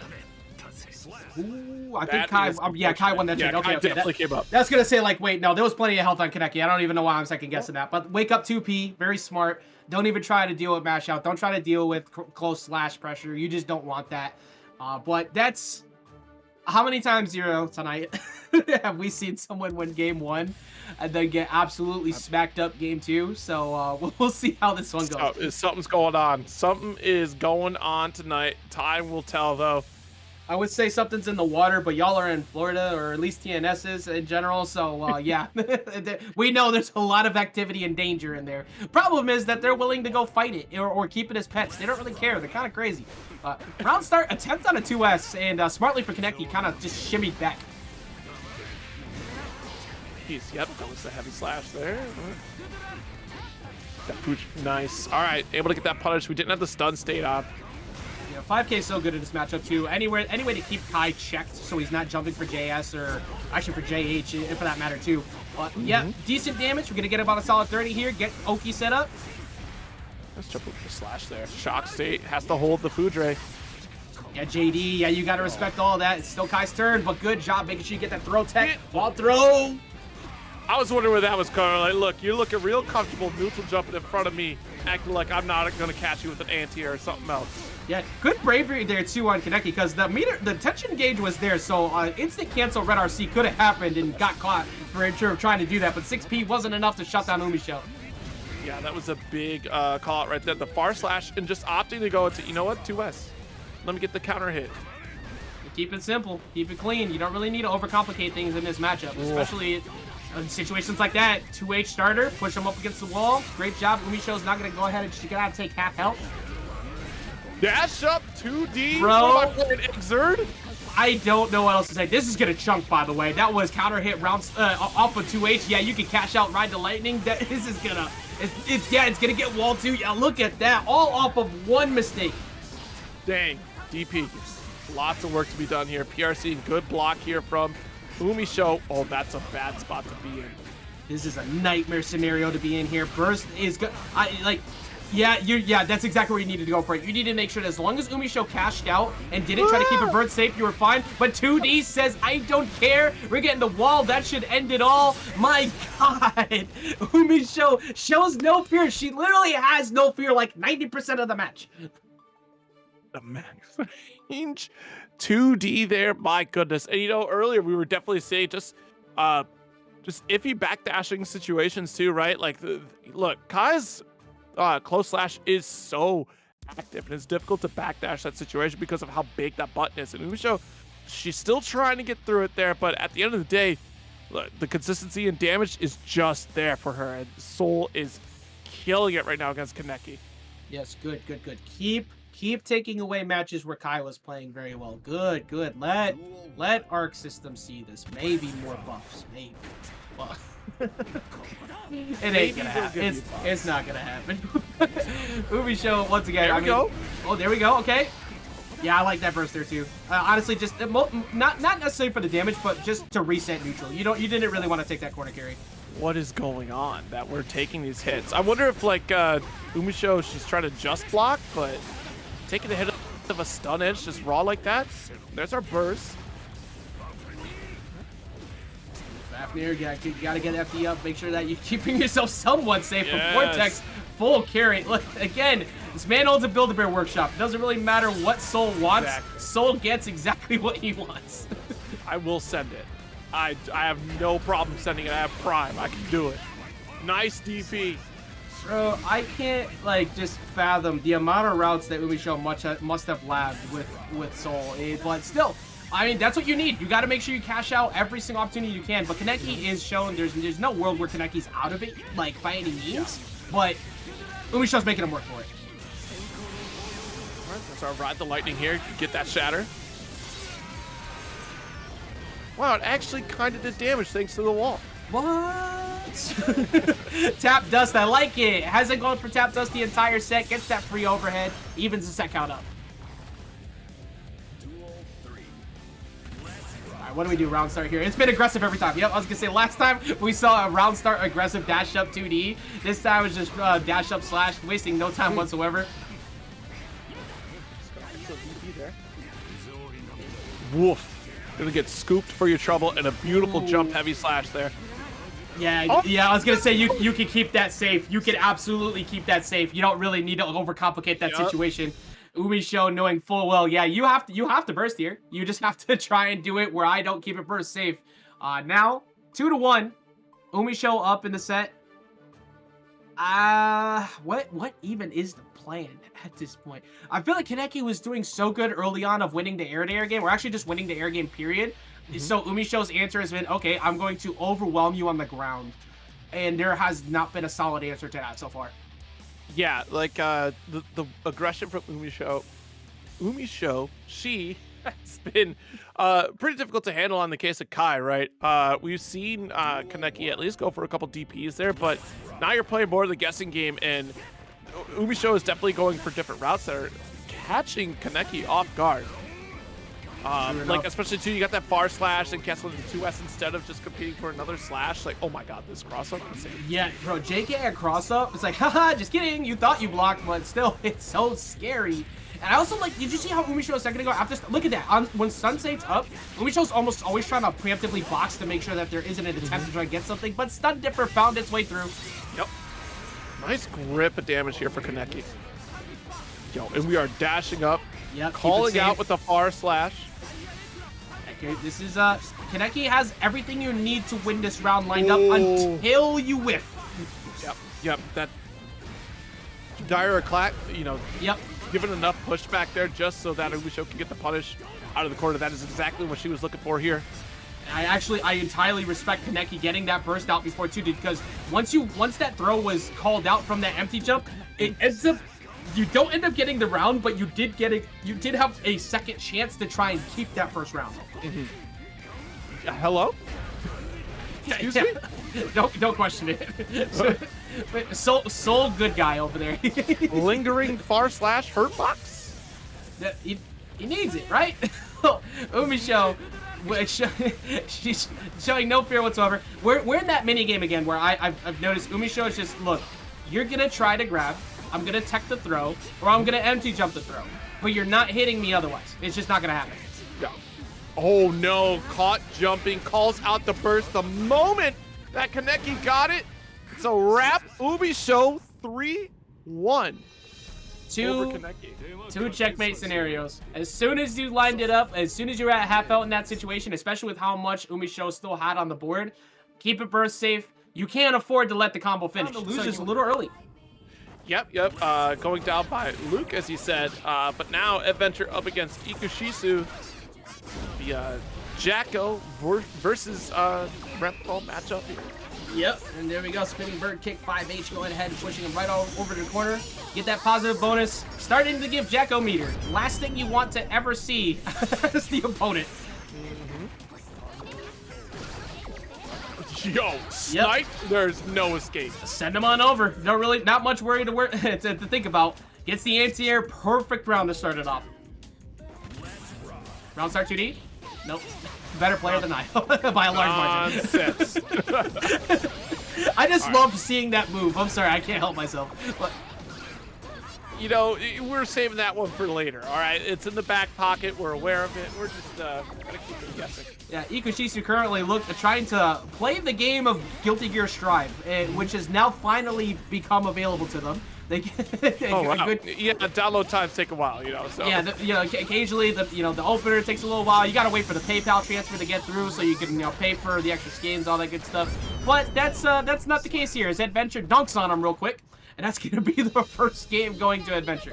That was just Iku in the Discord chat say, hey Ed, can you give me a chance? Oh, right, yeah, here you go. I would say they let them play. They paid venue too, but that's not the case as we are all home currently.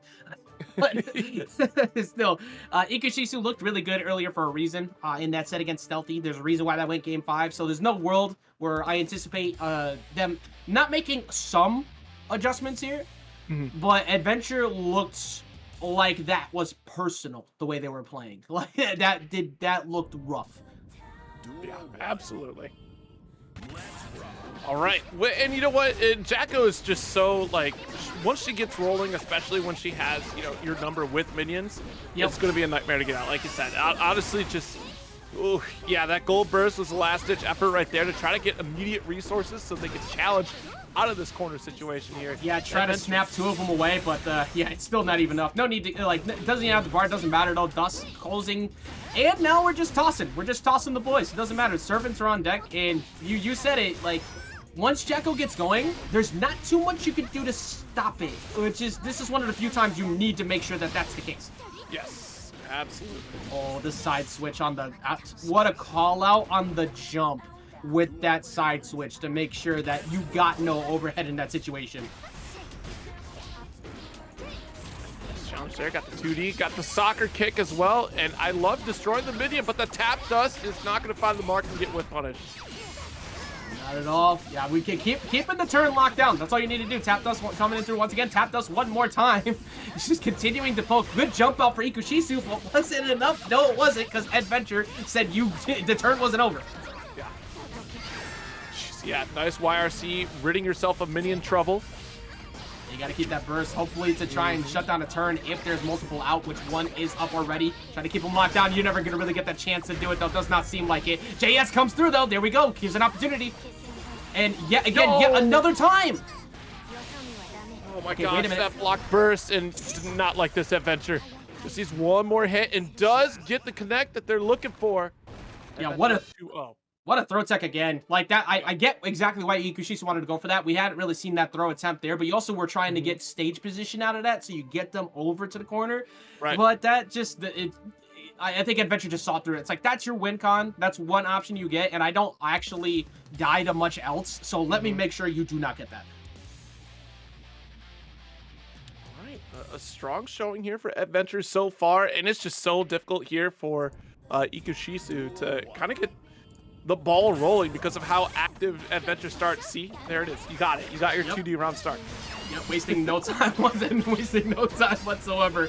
Instant throw. Already got 1 minion out. Here comes number 2. And yeah, you just gotta hold all this. There's not really you gotta let it rock. You don't have 50 bar tension. You just gotta let it rock. Your burst is already gone. Look at that risk gauge. Yep, just keep chipping away here. 5P, the bravery of Ikushisu, because you were 1 touch away from a mortal counter. Calling out the burst. What a turnaround for Ikushisu, especially you got the side swap shatter. That is literally the best possible thing you could have asked for if you're Ikushisu, to catch that burst, because now all of a sudden Eddventure is at one solid trait. But then again, Eddventure's playing at ranges of, okay, I'm gonna play around JS, I'm gonna play around Far Slash. Oh, however, you forgot that they were at 50%. I can't stress enough how important that risk was to go for the 5P. If there was any mash that you had to go back and watch, it is that one, because it was pivotal to get out of that corner and set up the situation. And the combo route was so important to get that shatter, to take advantage of the life lead here. Iku caught in the exact same scenario as they were in the last round. Burst just becoming available. Oh, that's a round there for Eddventure, though. If anybody ever had any wonder, if they haven't watched CEO yet, as to why Eddventure won, well, if you go back and watch as everybody held consistent body bags by Eddventure, that type of round was exactly why. Yeah, honestly, just the work that Eddventure has been putting on for, like, over the years, like, to get to this point, sticking with Jacko time and time again, from Wednesday night fights and onward, like, Eddventure has been absolutely on a tear. It goes without saying, I say every time I see Eddventure, one of the hardest working Jacko players out there, unfortunately going down this round here, because look, we have somebody on Ramlethal working just as hard to fight tooth and nail out of these corners. Yeah, Ramlethal is hunting for help in as many scenarios as possible. That's not usually a big case. You know, being able to shut down Wake Up is one thing, but the fact that Ikushisu is forced to burst so early, You're never really getting the YRC because you can't get hits in. You're never really getting access to tension meter because you can't get to your super because you're not getting a wall breaks because Eddventure's keeping it his turn forever. What that is so damn funny. It's like burst, sit down, stupid. Just throwing the super, just throwing the servant at him. That was so goofy. That was a brilliant slash there from Ikushisu, shutting down not only the minions but also Eddventure here. But now corner situation. PRC. All right.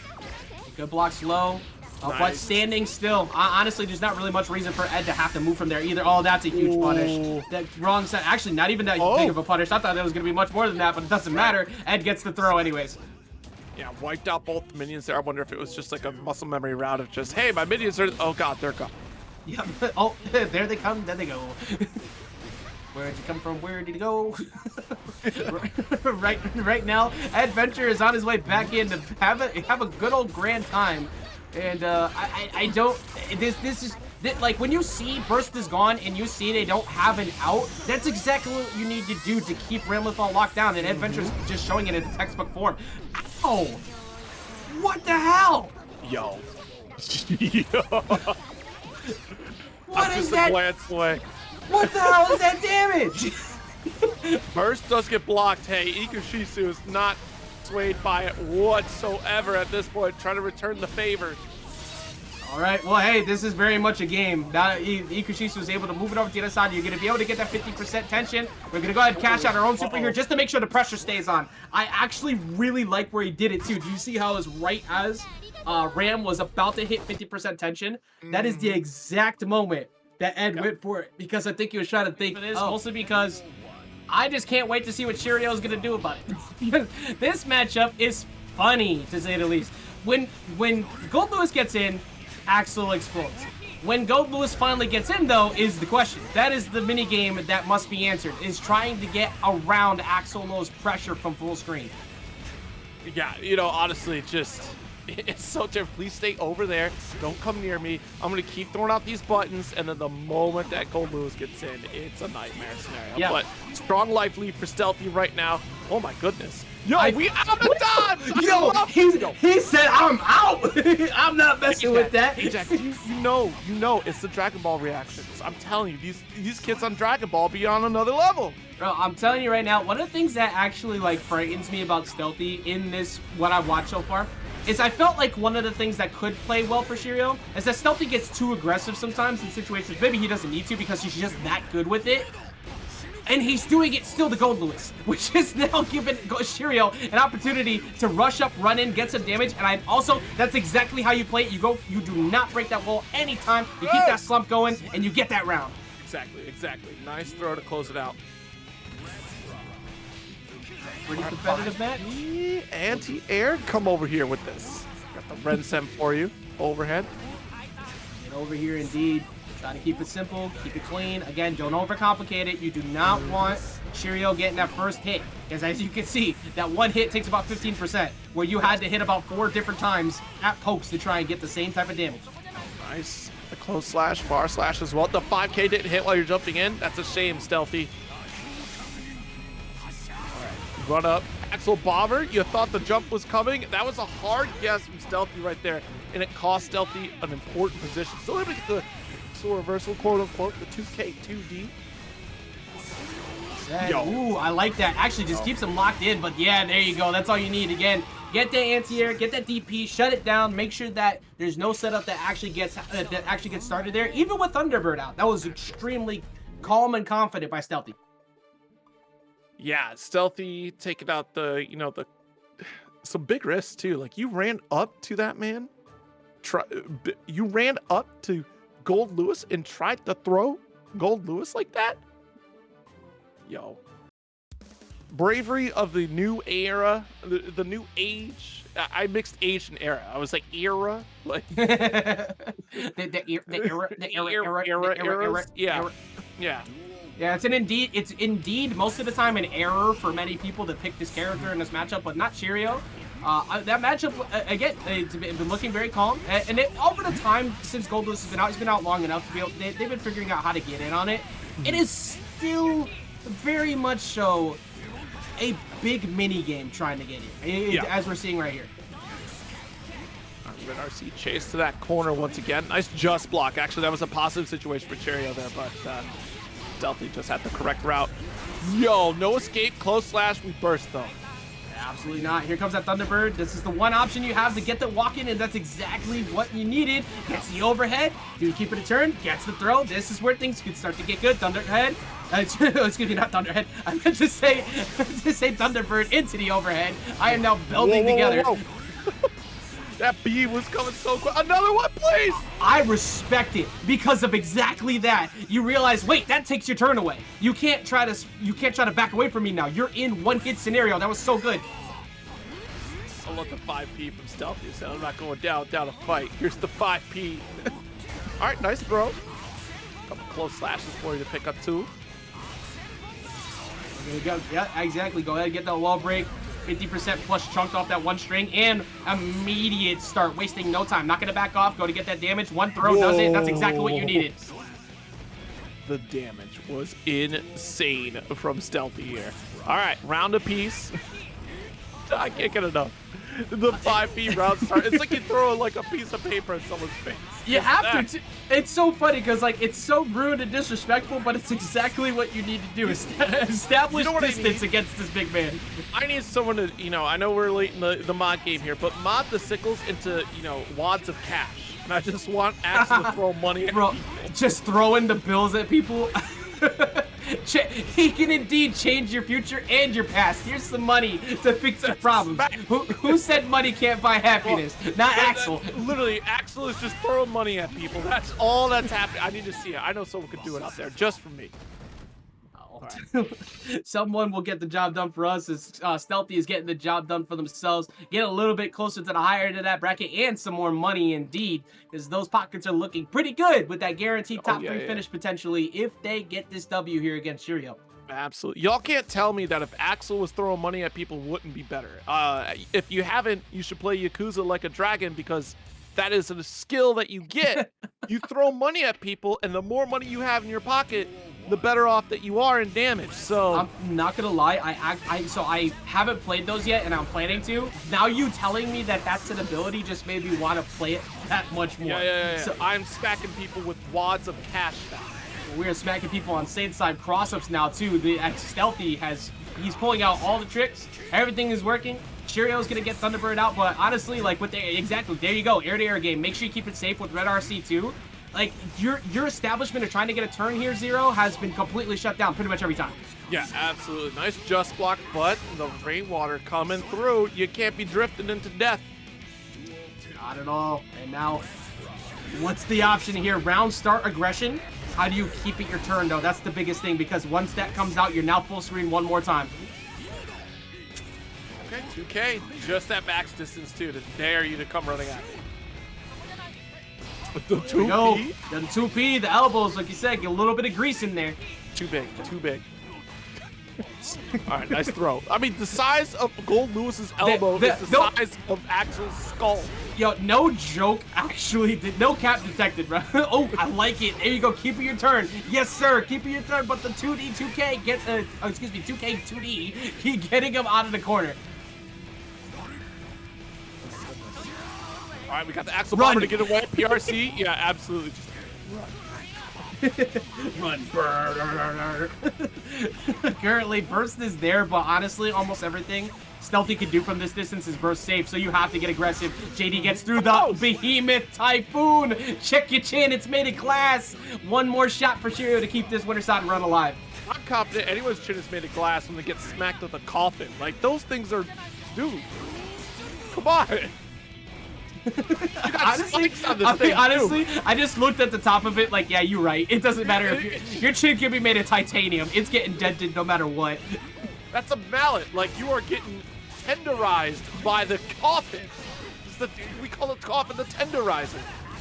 Oh my god, that is the round. Everything is over. GG's. Well done. Stealthy taking it 3-0. I mean, it was already in a pretty difficult spot. Someone hopefully knows exactly what that is, and that's exactly how it feels to fight that previous matchup. But now it's time to feel that way if you're fighting against Umisho, because you feel like all you can do is die, as all you do is get grab. Things are going bad so far. Stop it! Look, I know some deep cuts, but that is definitely not one of them. But the perfect in this round to start off for Umisho is the deepest of cuts against SQ in round start. Is wasting no time whatsoever. That Like, was supposed to be Bennett Revolver. Unfortunate. look, the way that SQ looked in that previous match we watched, I can't remember against who, but they got put into a body bag real fast. And I am extremely surprised at how little SQ has been able to get hit so far. She has been struggling to shut down Umisho. Yeah, I think that was like Luke with the 3-0 against Luke there, because that was, yeah, that was it. So round 2, because I'm pretty sure round 1 lasted all of like 30 seconds collectively. What do you do? For one, hopefully not get grabbed 3 times in a row and get kind of smothered. But what do you do? Simply, do not get hit. True. Yo, True. are we gonna assess the entire bracket of each match of ready for Evo or not ready for Evo? Is that what we're doing? I think so. I think that's where we're at right now. And Umisho 100% is ready for Evo. There is no world whatsoever where we don't even need to second guess that. SQ also, she's been ready for Evo too. And that was just 1 round. We'll see if SQ is able to answer back. Currently, she's starting it off by getting kicked in the face. So currently the plan not looking too good. All right, back here for the frames. All right.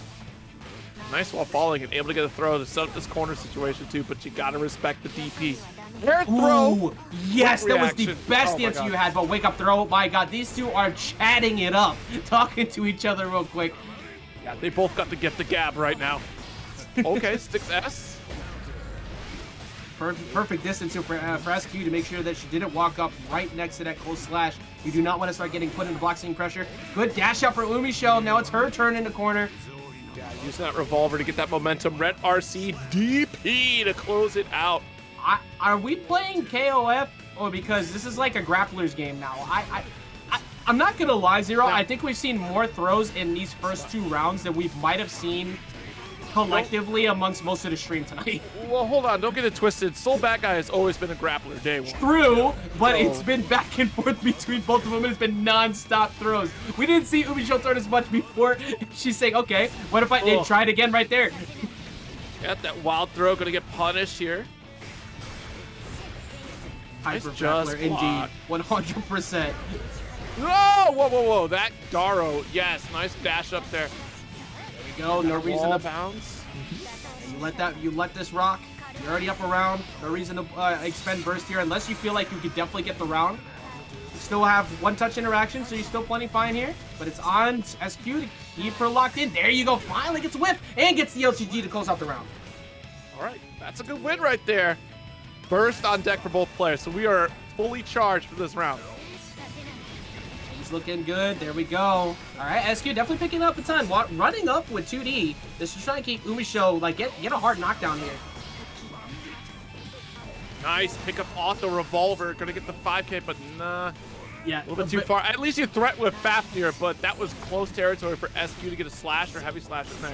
Yeah, this is a good opportunity for SQ to be able to take the round now. There is no YRC available just yet. It's getting close, but you have to burn that meter because of the block strings.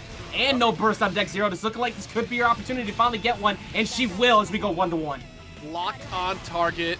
Wing 0 firing. Mission complete. Well done. I love watching these two fight.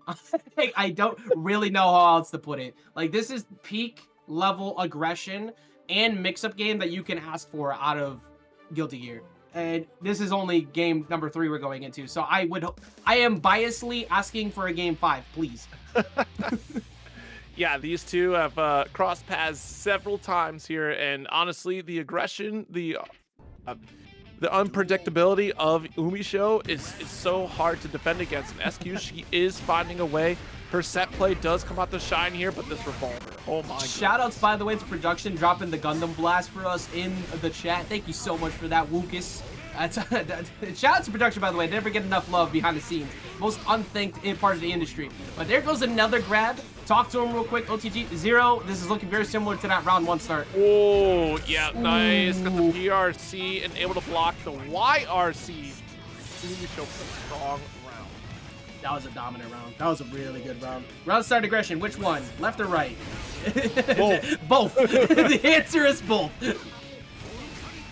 The minigame pretty much honestly has been who can get corner first. Wild throw, though. Wild now, indeed. Yeah, go ahead. Just, you know, you can get the burst out, but I think this is one you just got to put in your back pocket. If SQ was to win this, she is a god, and it definitely has done it before, but that one was looking, not looking winnable. Umisho need to stop watching mochi matches. That's what it is. Like, this is, woo. Okay.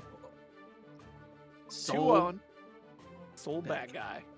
I love this character. I love Soul Bad Guy so much. I'm not gonna lie, I love being able to watch Soul Bad Guy compared to all the times we've had to watch Happy Chaos. So if I gotta watch somebody be hyper aggressive in the corner and go a whole bunch more mix, we're gonna watch this man jump all over the place. Game number 4, Umisho is up. SQ answered back really well in the last game, and so far round start has been to the favor of Umisho, but deciding to go for slash instead gets called out by the jump in. All right, hold this corner. Yep, nice 2K to interrupt the dash. There we go, 2K again, actually. These lows are starting to find their pokes. Rekka gonna go ahead and get that wall break. There we go. Okay, there we go. Good round start for SQ. Pro finish. How does 2K hurt a guy in steel toe boots? Like, she's barefoot. This shouldn't bother Soul at all. I mean, realistically, lore-wise, she's not... Well, they're both geared, so... Look, I had an answer that I was going to give for why he might lose to the bare feet. But I'm just going to choose to not go that route. And I'm gonna keep you like feet is what you're saying. No, I do not. You're a feet man. That's okay. You know, you know what happened at CEO. I heard that when I was in that crowd, the jury players behind me started yelling feet. And I turned around and looked at them and went, y'all nasty. And immediately everybody started laughing. I don't remember hearing that at all. Bro, don't you try. You are not gaslighting me into this one. I'm sorry. It's not happening. But currently being gaslit into believe that you could block, instead taking a wild throw, like these wild accusations that Zero is throwing at me right now. Going again and giving him that round. One more round to go before they go to winners finals. Jeez. Yeah, that's the thing. You know, we kind of joke about Soul Bad Guy being a grappler, but that, I mean, some of it's got some truth in there because it's the guessing game. You forget about wild throw, and then suddenly you're blocking for your life, and a wild throw shows up. Oh man, this is the closeout of it all. You have no resources, no hopes, no dreams. And you got to take it up between you and God, because the only one who's going to winners finals is Umisho. It's Muffinz versus Marvelo. Put your left foot out because you're probably getting hit on a low. Oh, actually, you're going to get caught by an anti-air immediately. Muffinz, look, GG's, think about the next round because Marvelo, okay, there you go. Marvelo's put you in the corner. Usually this is where everything comes to a close. Oh my God, the Uzumaki Barrage already? Muffinz on the May. Oh my God. Mod's being bullied. Mods, I'm being bullied. Help me! Help me! Currently, burst is on deck. Yeah, you have to burst that. You have to burst that no matter what. You can't not take 6H in that situation. And Marvelo, he kind of has everything working, but this is still very much a round that Muffinz can win. Yeah. Oh yeah, 3K gonna get blocked though. Yo, this Hat does pick up Alpha Blade. God damn. Wasting no time whatsoever. Marvelo, I mean, we talked about it many times before. It's a hard-working man. It's a hard-working man. You know, skill, talent. I'm not gonna do it. I can't do it to him again. Totsugeki coming through. Heavy version, gotta keep yourself blocked. Plus frames, baby. You still not your turn, but good jump out. At least that's what we would have said if Muffin didn't catch you. Yeah, I got that 6P. Excellent stuff here from Muffinz. Turn it around, answer back with the perfect, good stuff. Yeah, I mean, but hey, Guilty Gear round, nice start with the far slash from Marvelo, shutting down the Totsugeki, plus frames for days. Guilty Gear round is such a great way to put it. Oh, great job catching him slipping, not ready for the overhead. Marvelo already chucking half health. But, as we said before, Muffinz, yeah, here we go. All you need is, oh, never mind. All you need is one good counter hit, and Chipp's health vanishes. Much like yours right now as he calls out that burst, and that's going to be round 1 going to Marvelo. Said you didn't have a choice. You had to burst. It's in your soul. It's in your blood. I know it, and I'm going to take that soul. It's mine. Oh my God. So aggressive. So angry. Such a hard worker. Incredible. What? By God. Woo. Remember, folks, hard work beats. Do we start that? Do we start that drama? Do we start that right now? Chat, talent versus hard work. 1 for talent, 2 for hard work. Game number 2 here, Marvelo versus Muffinz. Rest in peace, Ajax 717 2023. Wait, no, what the hell is this? You got the drop on us, my back is against the wall. This is not a test. It's the real deal. Help me. Alright, well, meantime, hard work is indeed happening here because sometimes Chipp does need to work a little hard to getting multiple hits, but he does not need to work hard to find that overhead. You were not paying attention to your dome piece. You got a giant hat that blocked your view. Luckily for you, you're still slightly alive. Okay, okay.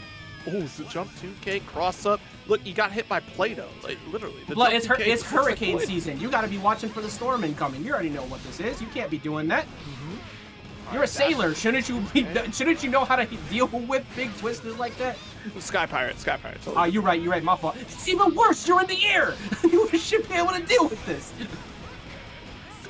All right, pressure in this corner here. Good block on the overhead, but yeah, you got to remember the low because once you FD, you're locked in. There's the 6 feet to get. There's no escape. This ninja is after you.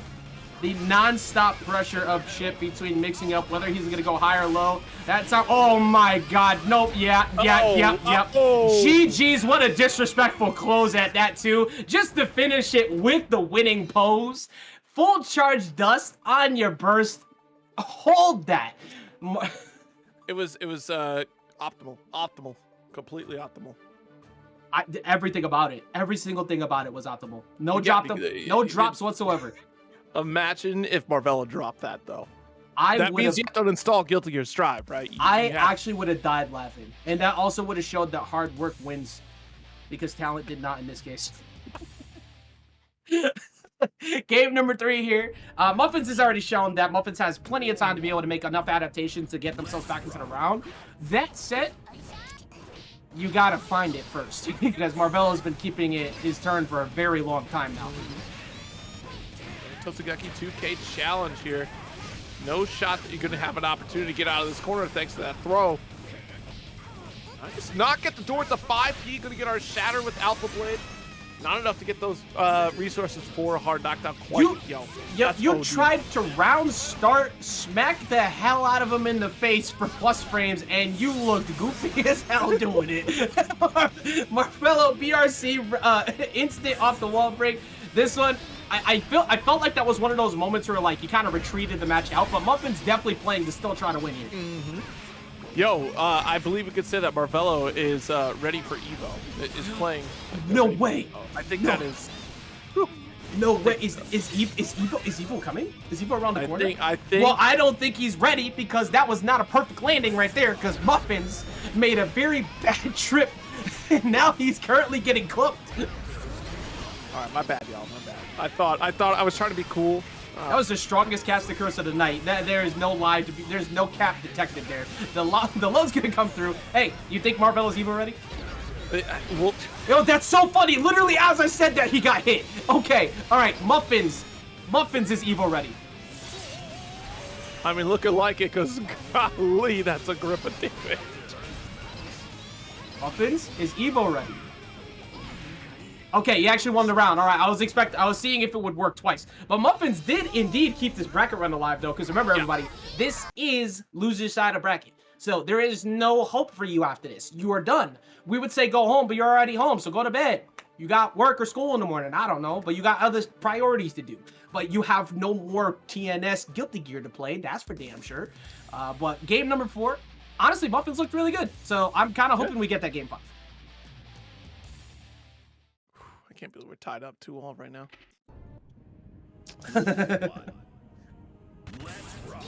I ain't gonna lie though, I've been thinking about my food I got in the fridge. Maybe we don't need that game 5, actually. Maybe we don't. Here we go, gets the throw. All right, plus frames off the Gamma Blade too. There's your burst. All right, that's exactly what you want. Don't run up at me. Don't run up at me with the overhead kiss. I know what's coming. Nice dust, get the pickup and just about to get the mix into the corner here. Okay, pressure to keep him locked down, but Totsugeki gonna get you on out. So there's still plenty of time to make this happen. Like I said, well, Red RC burned. I was going to say there was a good shot to probably get a near one-touch kill with that situation. Not going to matter though when command grab comes through. Does not finish it, but still catches the low anyways. Yeah, absolutely. Like, that was just a minor drop and still able to pick up the victory right there for the round.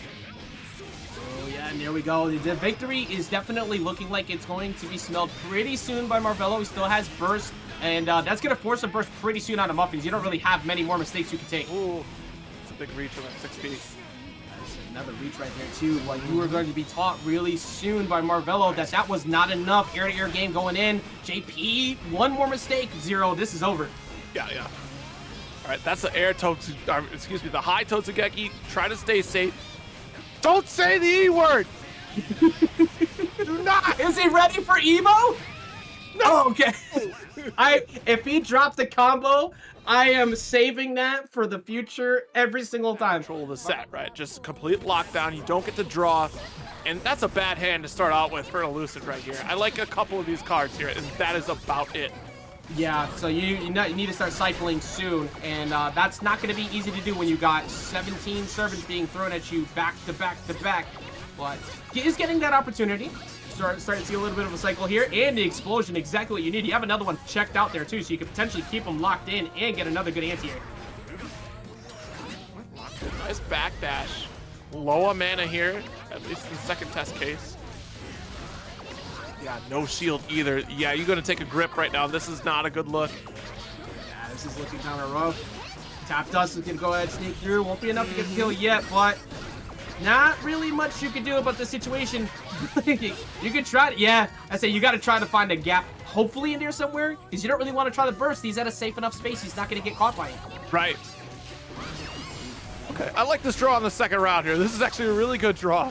Yeah, this is a significantly better start. Gonna go get 5H. Keep that block stun pressure going. You just want to keep Jacko locked down. Crosses up though, and that's not. This is bad. It's exactly what you did not want to happen. Yeah, this is tough here. You do have enough meter here to at least get that YRC out of the corner. Ooh, going low. Tap Dust. Ooh, look at that mana. Look at that mana. Oh no, you're going to get chunked real soon if you do not start regaining them. There you go. Good anti-air. Good one there. Yeah, spend it for a solid draw. Mana back as well. Keep that defense up. Big part of that. Just being able to survive is the name of the game here. Backdash it already. Lost ground there, so you're going to be caught in the corner, have to hold on for dear life and hope that Eddventure gives a gap. The close range Q. YRC just to shut down that turn, not trying to let you keep that. The servant's being tossed in and pulled back. Perfect timing on the pullback for Eddventure. Knew that Elucid had to try to jump out of the corner there to hopefully get something started and just mitigated that problem entirely. Yeah, absolutely. Just controlling the pace of the minions right there is definitely going to be the key of this match, right? Because it's not giving honestly Elucid enough time to really get set up, really get rolling. Yeah.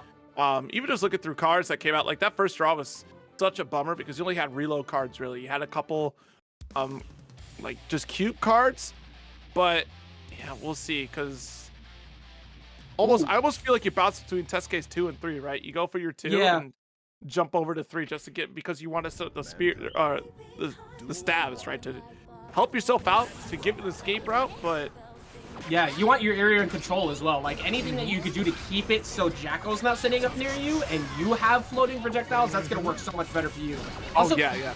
Question to you and question to the chat, because this came from production. This one's pretty funny, and it's also going to make me determine how I feel about some answers. Who's better, Batman with prep time or Asuka with prep time? Oh, it's always bad. Let us know. Yeah, it's always bad. Always bad. 1's in chat for Batman, 2's in chat for Asuka, 3's in chat for Batman, and 4's in chat for Batman. There was several Batmans. That's all you need. Every iteration's gonna win. It's always Batman. Right now, that damage is coming through. Asuka with a bit of prep time, looking much better here as Elucid is able to go ahead and snag them a dub. Yeah, that was enough prep time to set up the ask. Batman, wait, hold on, wait. Batman with infinite prep time or Obi-Wan with infinite high ground? That's funny. Sick. Wait a minute. Hold up. Wait a second. We have a difficult one here. much like this difficult situation, 5H pressure gonna go. Dude, what do you do? Yeah, you literally don't have anything to get out of the corner. You ran out of meter. You kind of got to hold this. Shatter's going to be a grip. Fortunately, you still got a shield up because, my God, oh, it's gone. Yeah, it went away on that. So I think even a servant toss might be enough to, like, any poke. Yeah, that was quite the curse to be out of mana right there, too, because you actually have a good hand and you can't even use it. That is tragic. I feel like that 6P there was more like a disrespectful message than anything. He's like, look, we all know nothing's happening there. Yeah. That's not true, Smoothgrass. Batman has actually lost a handful of times. Yes, but only because he's throwing for content. That's why. Oh, okay. The staff was up, but it was met with nothing. And the anti-air 5P, just like, look, it doesn't matter whether you get a lot out of it. The big key is just keep him stuck. And there's that mana gone again. Yeah. Now you're just gonna get. Now you're gonna eviscerate. It's just so tough too. Like, all right, you're able to fight it out. Got a couple earth-shattering maneuvers. Kabooms. Yeah, I mean, you need quite a few of those. If there's a world where Elucid can bring this back, it's a very difficult world and a very not. It's in an elusive world, if you will, because it's not gonna happen. But the damage output that Asuka can get off of the right situations and the lockdown could have definitely got him back into the game, but Eddventure said absolutely not. Yeah, and honestly, that's the type of pressure that you got to keep on against Asuka. Just keep chipping away at the meta, and that forces Elucid into a bad situation where they can't play any cards because that's going to put them into a situation where they have no shield, and they get hurt for it because you know the hits are going to come. Eddventure is just going to keep chipping away with minions. Yeah, just looking through the decks, I'm just like, man, like, I'm not sure what you really want to do outside of, like, you want to manipulate your spells. You got a fine hand here. You got triple explosions. Okay, so I actually really like Ed doing that there because you do not want to get explosion lockdown. Yeah. That's one of the best options you have because that's going to let you get pretty quick draws to hopefully find the big blocks to keep them locked there. And Ed's just like, nah. And honestly, like, with that staff buff too, increasing the power of these projectiles, like, you haven't placed it, but I mean, that's a threat in and of itself. The fear of it is always there, but currently Ed has to take a little bit of string pressure, and there we go. Tap Dust finds the mark, so that's going to close out the round. There you go, Lucid swinging back. Yeah, and that's what you just have it at first glance. Like, you get that good draw, you're going to be okay. You don't have to worry about cycling through. True enough. Wait, Yuri, Lowenthal, Spider-Man versus Yuri, Colt, Lowenthal, Bedman. Look, it's automatically a loss if Bedman is the one that's being picked, so let's just make that clear. Ooh. Unfortunate. But that probably won't last forever, though. But what is lasting forever is this block string. Yeah. When is it your turn? Nobody knows. We don't know. Eddventure doesn't even know.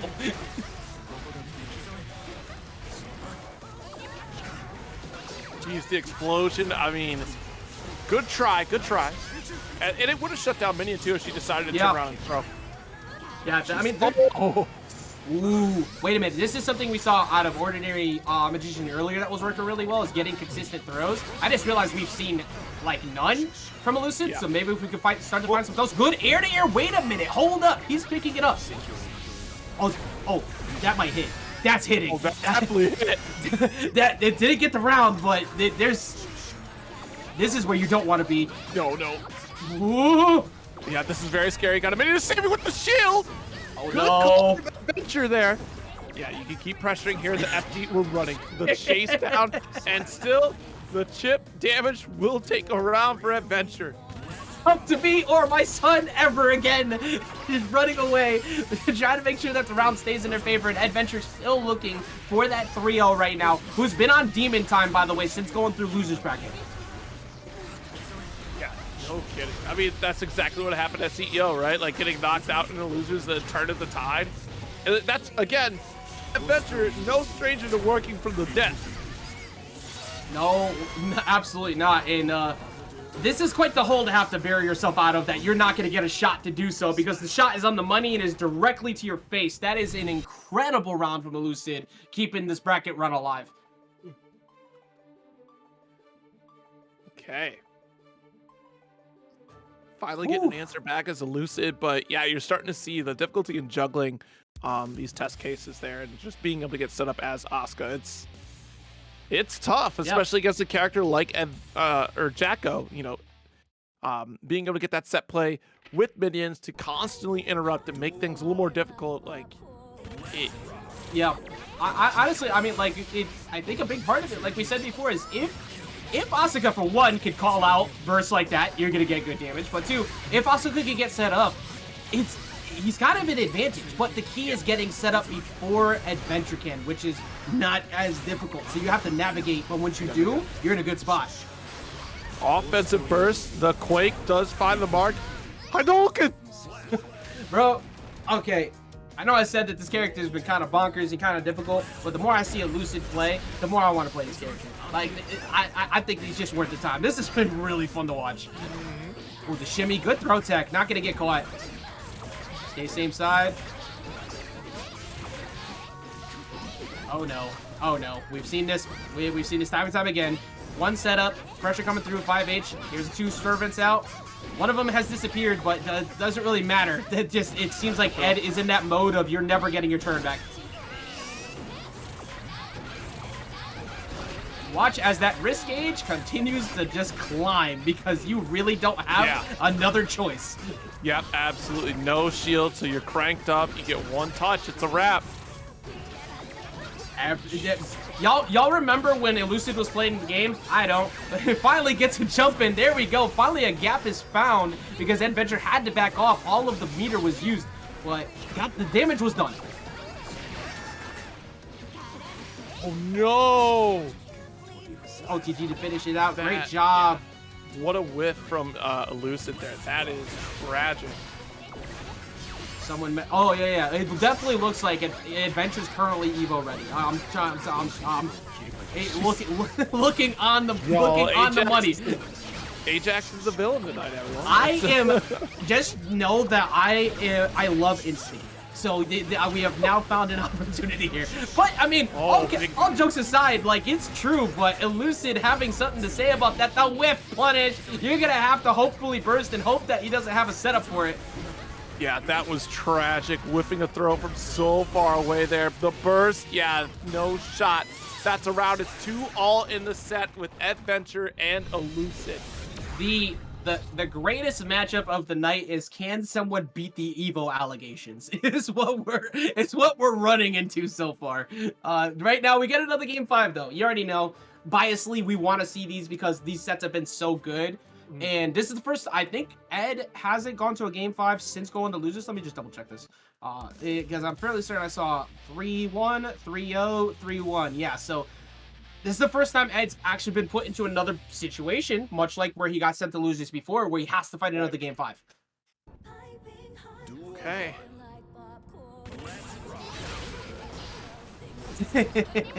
I love it. I mean, you're trying to establish early dominance here, Zero. You already know.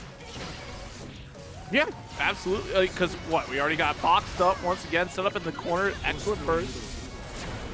Dropping super already. If not for anything, just to keep corner pressure. Catches the whiff on the throw, and that should potentially be the round right here, because that's going to smack you right back up against it, and there it is. Wow, that is a strong start here from Asuka. Oh, no. Oh no. Oh boy. This draw, we got the super fast projectiles coming through here from Asuka. Well, and I think that's exactly why Eddventure decided to get right up in his face and said, all right, you're not getting space. You are absolutely not getting any space. Yeah, no. Well, you are getting cooked. You are getting smacked up. They are bringing you to dinner, and you are not allowed to eat. Watch my kids. Do you see my kids? They're gorgeous. They're amazing. Children are amazing. They're geniuses. Dude, what in the world happened to that last round? What happened? Where'd you go, Elucid? You went to go get the milk, you never came back. The kids trying to talk to you, huh? You went to get them cigarettes, you never came home. They trying to talk to you. What a 2P challenge. All right, but all the health in the world, good luck. All right, locked in here, a couple Qs being sent, but no mana, so you can't even spend these Qs anymore. If you win this, oh my God, then Stop I get, you know what, I guess he did have a lot, you know what, there's a lot of gallons of milk he had to carry back. You saw how many kids there were there. No way. There we go. There we go. Holy crap. Game 5, last round. Exactly what we hope to see. Burst meter is almost back for Elucid. And plenty of fast projectiles, so he's got time to go ahead and get set up and get something going. Yeah, let's just keep the projectiles coming here. This is an excellent draw here. We are in test case 2 right now. Catch out the super. If anything, keeping Eddventure stuck in the corner is the biggest thing. Yeah, we're running low on these cards, though. Only have Quake left. And we're at half man. We're below half mana now, too. This is the time. This is the exact time for Ed to try and start making a move. Yep, we got locked in with the minions here, and this is exactly where Eddventure wants to be. Don't give any space. Nice tech, though, from Elucid. Yeah, this is quite literally win condition on board for Ed. As long as you don't let Elucid get a hit, you're going to keep him kind of stuffed out from how little resources he has. He has to get that burst. He needed to try and get something going, and he just goes right back in. Jeez. All right, able to challenge back. Got the redraw. There you go. No. Oh, no. This is exactly what you needed. You just needed that one moment. The heart of the cards is here. The luck of the draw, indeed. Not a good look here for Eddventure. Hold this. Thank God for the burst. Perfect timing on that tap dust. Goes back in for the tap dust. Gotta get the block. Then you get the throw tap. Yes, you do. Push him away. 2D gets through. The low's coming through. 0. The pressure is on. Oh, yes. Have to empty for your life here. You have super minions on deck now. And we do have a couple burns here. You're not going to have the opportunity. There's 15 seconds left on the clock. And still, Eddventure with the clutch from the overhead. What an insane closeout. That was so good. A slightly different story here with Chipp against Goldlewis. The similarity here, they're both made of tissue paper, and it's so tragic. Yep, and the game plan, one's in the air, the other one's on the ground, but they're both trying to mix you to hell. And that's exactly what Marvelo has to do, because you need to keep Cheryo locked down. Yeah, like you said, the moment you get hit once, you're gonna watch that health just flutter away in the wind and disappear. Ooh, nice blocks here. Got that corner, and we go for the low. Okay. Mix up number 17, but all it takes is 2. And there's number 1. Here comes the Thunderbird. There's number 2. Do you guess wrong one more time because you die? Oh my God! Please tell me, Marvelo. Yeah, I hit. Yep. Again, if you guess wrong one more time, you die. You worked so hard for absolutely nothing. Well, I do appreciate the raid from Elucid coming in. Thank you so very much. Shout out to Elucid again. Great job tonight. It was an absolute blast watching you play all night. An absolute blast watching this man blast off again. That defense system. You got guilty geared. You got guilty geared. That's all there is to it. All it is Goldlewis is just show it. This is just once again another bout of Goldlewis showing how much more money America has compared to his country, because this has been ridiculous. The defensive market that has been going on in the toolkit of Goldlewis is absurd, and he hasn't even been using it. He's just throwing a giant coffin at him non-stop, and he just explodes. Yeah, out here cursing people in the chat. I can't believe you've done this. Chat is always ready for us to say it. We have to wait at least till like game number 4, okay? Don't you say it. No, we're not saying it yet. What we are going to say is the O word, overhead, which is something he was not blocking for. For every person that says the E word, you get banned for 10 seconds. I do have the power. I do not have the power. I can't help you. I can't unban you today. I'm sorry. But I can't untime you out. Currently, there's no timeout that is needed, however, from Marvelo. We're going to go ahead and see a clean, crisp round, which is exactly what he hoped to have in that previous match. That's how it can go, but sometimes it can go completely the other direction. Oh, nice block of the cross up there. Jump deep, pick him. All right. Y'all can say E Honda all you want in here. You're just going to make Tong happy. So, like, go ahead. Say that as much as you want. Nice. Got the confirm off RC. That's a grip of damage, though. That Cheryo put on the Marvelo. The back throw. Stuck in the corner with drone, too, to make life miserable. Ooh, dead! Yeah. Every single thing about that situation is just miserable. You can't even afford to take, like, nobody wants to take chip damage from Goldlewis to begin with, but chip damage for Chipp is like 15 to 20-ish% interactions that you look at that. Look how much he's taking just for blocking. Yeah, it's insane. Like that's projectile hits that are happening on while you're trying to live. All right, good double jump though. Yeah, look at that. He double jumped and took 15%. Wait, went backwards into the beam. Cheryo's oh my god, Cheryo's pressure also looking fire, but Marvelo just trying to make sure that he survives. Going for the cross up. Nice delay. Here we go, but you have one more mix up you still have to go for before you can potentially close it out. Plus frames on Gamma Blade, so yeah, have to keep it airtight. That 50% tension was almost there, but thank God for that FD. No throw for you. Nice game for Marvelo. And Marvelo had to work hard for that one. Like you said, the tension was very close. He would have been able to cash out the super to finish the round, but he had to run the risk one more time to go for another mix-up. He finds it. So Marvelo picked it up.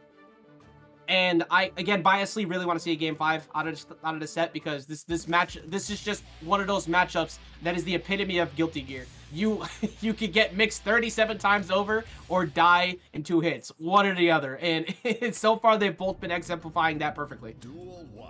Yeah, absolutely. That's a 5K, but still able to get the 2K confirmed. Oh damn, my fault. I'm so sorry. I forgot. Talent was on the money for Marvelo during that match. They were not working hard. The talent was there to make sure that he got that job done. I feel like he's risking carpal tunnel by playing Chipp. I mean, honestly, like isn't that the end of the...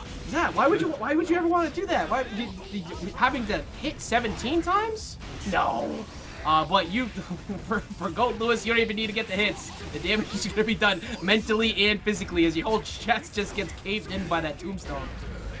Oh god, well, I mean, hey, the pressure's staying up here, Zero, so it looks like Marvelo's not playing as scared. Except for currently right now, because Thunderbird's out. Oh yeah, with the danger threatening. 2P, there's your burst. Scary situation because, man, we're trying to get that dash up DP maybe, but overhead confirmed with red RC.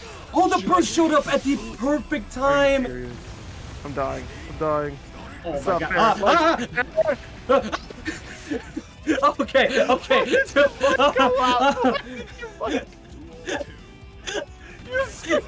have the mic. Stop doing this to me. It's been a long night. Please. Goldlewis getting mixed, but again, beefy boy, he can eat those hits, and now he's got, well, he had corner, but there's the anti-air. That's exactly what he needed to stop that Alpha Blade. YRC was honestly perfect time for it. Don't even let him try to get his turn back. You were taking it to the void.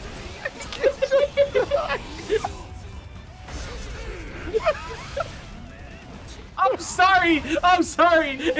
This shit's scary. I'm sorry. Do you not see that, man? Look at him. He's jumping at you. That's murder. He's dead. That is true. That is a whole coffin on top of Chipp right there. That's for sure. Right, pressure into this corner here, so we're locked off Rekka series. The Gamma Blade plus frames. Keep those plus frames as much as possible. Not blocking the overhead. Of course, again, that one overhead is not going to cost you the round, so he's going to make sure that he gets his way out of there. Run up. Command grab though, I like it. Just wasting no time. Excuse me, just regular throw, but getting the damage in regardless. Got that's an immediate eject right there. You overcommitted to the Rekka series, so absolutely get out that corner. The shatter for the wrap. That's a perfect round. And game from Marvelo up 2-1. And you know the only people to get perfect rounds are talented individuals. That's right, talent. Here today, got another W on the board. Does that mean we get perfect rounds because we are talent? Is that? Oh boy. Okay. All right. Let's say somebody. I don't want to have to be the one to tell you, but there's a reason why we're sitting over here instead of playing the game. You tell that to Jake Ryan, all right? Anyway. Hey, bro. Hey, all I'm saying is I guessed Jake's options 7 times in a row for a reason. So, up next in this match, Marvelo versus Cheryo. Marvelo getting caught by, once again, the Secretary of Defense Systems coming through, putting on damage. JD, good blocks, but look how much he took 30% for blocking. He took 50% for blocking. Right, there's a sweep. Oh, that's it. Gia, you're out of here for 10 seconds. All right, you know what? Hey, no joke, man. Cheryo looking Evo ready right now. That's coming through, and that round might come to a close. Yeah, this should be enough to close it out. Marvelo 1 round away from knocking Cheryo out of bracket. Right, nice jab to keep the air safe and clean. That's what we're looking for here. That's right. Oh, nice. There we go. Carry him all the way over. Once again, the lockdown's been really good. The lockdown's been really good over here. There we go. Once again, the burst has to be spent. Absolutely. Don't waste your time. Play on the Rekka. Yep, still locked in with that 6. Ooh, Nice. big anti-air. Great job once again. You got one more mix that you got to hold from this. It's going to be really close, but one singular clip, and that is all it takes.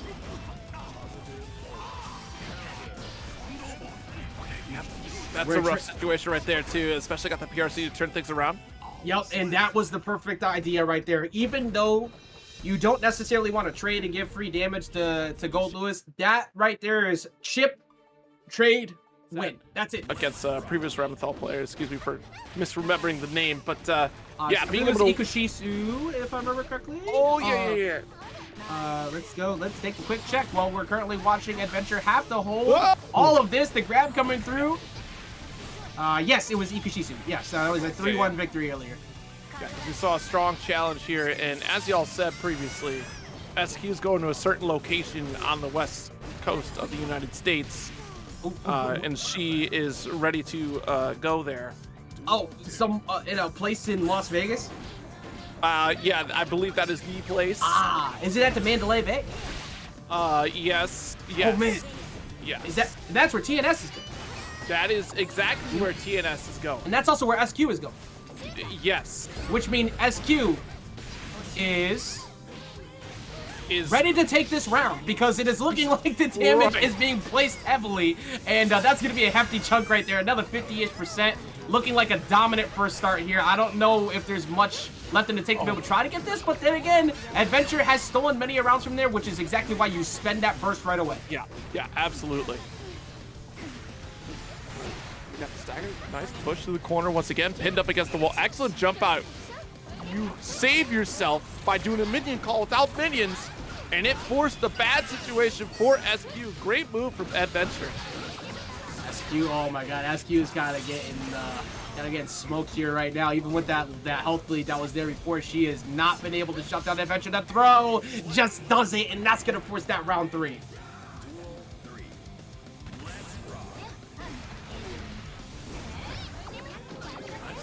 Toss once again to set up. No shot for splitting up the minion either, too. Already locked in the corner, is staying right on top here, so it's got the sooner recall there. Tried their best to try and find a hit confirm so they could get the swords back and get some damage in, but Eddventure's defense, once again, very good. Making sure those 2K pokes do not find their mark. But the dash up, wreck a start, we're going to get big chunk damage. We're going to break that wall. This is going to hurt, and we're going to get that positive bonus. But I mean, your burst is on deck for one touch interaction, and that's all you got. Yeah, that's literally all that you have, and I'm sure SQ is well aware. YRC. And yeah, I don't think she get. Oh no, Eddventure with the eject. Darned if you do, darned if you don't too, because it was either SQ commits to Adaro to close that gap, and you know, she definitely knew that that was the situation that was going to end up happening. Like, same thing that you no sooner than you said it, SQ literally just assessed the situation of just why go in. It doesn't matter how long we've been playing this game. The corner against Ram while having burst, it's just a guess and hope that you pick the right time to drop it, because it's so safe. It's such an easy thing to call out for Ram, and that's a big part of why SQ is able to get that first game. Nice shield there, and still not able to get that anti-air. Yeah, SQ taking a jump out. Good walk back too, not going to take that 2K, but here we go. The party has started. All of the... they were breaking everything in the store, but luckily the burst comes through to shut it down. Not much time frame left to be safe after that, though. Good punish on the 2D, though. Jeez, all right.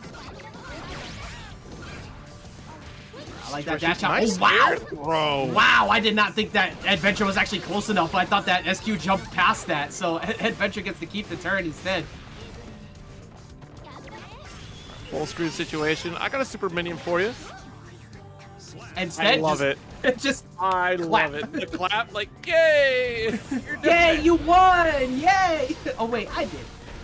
All right, good blocks once again. This aggression's been pretty rough, and not getting caught by any of the 2Ds. I think that's something that SQ has been very on the money for. And once again, there we go. There's not been many low hits, period, that have been able to find their mark. Yeah, nice tech there, and able to shut down at least 2 minions each time. The air throw, once again, great stuff from Eddventure. Right back into the corner, too. Nobody puts SQ in a corner except for Eddventure. Like, you are not, I never said you could leave. Tap dust is gonna lead to near game. Again, look at them, they're adorable. Look at my children. As we go for almost a round, that should not, well, I guess it's not gonna be enough, but one more hit confirm should do it. Anti-air clash. And now SQ holds his corner, nice counter hit. Oh, this is where you lose. This for the statter. Yeah. This is where you could lose this game. Very much so. Here it comes. Christ. Oh boy. Guess for game. All right, good block here from Eddventure. The patience, so important with the purple RC drip. Great call, but the slash challenge. I am actually blown away that slash worked out in that situation. I thought anything quick enough from Ed might hit, but instead we get a game 3. Lock the corner again. There we go. Jumps out, gets the throw. The Eddventure challenging SQ repeatedly on getting out safely. Meanwhile, Eddventure has chucked him back into the stage. Every single time she's not been able to escape for free. Burst right in front. Luckily, nothing comes out of that. Oh my god, Zero. I mean, again, all it takes is one touch for Eddventure here. But we saw SQ turn around in the exact same situation. All right, try to thread the needle if you want. Yeah, I mean, look at exactly, like, Eddventure made sure to play around that so well as that is going to finally close out the round. Once 50% tension showed up, Eddventure disengaged entirely, saying there is no world where you kill me or win off reversal super. I'm just not going to let that be a reality. I'm going to force you to burn your meter on defense, and that worked out perfectly. Yeah, I think that was so important that Eddventure just took that moment of pause and just said, look, I'm not letting that last round happen again. You have to figure out how to get to me. Yeah, good luck with that, with how little health you had. Game number 3. Honestly, like we said before, you know, you talked about it. These two have run into each other so many times. This is exactly what we expect to see. There's not really a world where we ever expect to see a body bag come out in a 3-0 between these sets. Nice 5P anti-air to get the pickup as well. Pinned up into the corner, hold this position, and opened up. It's exactly what you want to see if you're an SQ fan right now, which she has plenty of. Shout out to those streams as well. That 2D blocked once again. You're not sneaking your way out. You're not getting a knockdown. I'm not letting you leave. Big hit, big closeout. Round 1 to SQ. Strong corner presence, absolutely on both sides. Either way. Ooh, that's the first time we haven't seen round start that in actually at all. So that's such a great jump check, and now you're gonna take 50% for your troubles. And more. This is wow, this is a dominant game from SQ. Absolutely. Good Good throw. One more throw essentially does it. So you just doesn't even need it. Finds the low. Dominant. Again, that one felt personal. Shoutouts to Tong, by the way, who truly does never sleep, to bring the match arena to over 100. We were actually going to point that out in the next match to hopefully try and get it over 100 tonight, and we did. So now the new goal, we're gonna move the goalpost. Let's get it to 150. Let's get it to 200. Keep posting. Let's keep it going, because all of this goes right to the players. Every single bit. Let's not forget that the goal is to get a 4-way split. It's a $300 pot. So, you know, hey, if we can make it to $300 in the prize pool, it's a 4-way split. And then the immediate goal after that is a $600 prize pool for a 6-way split. Absolutely. We want to go ahead and help out every single bit that we can.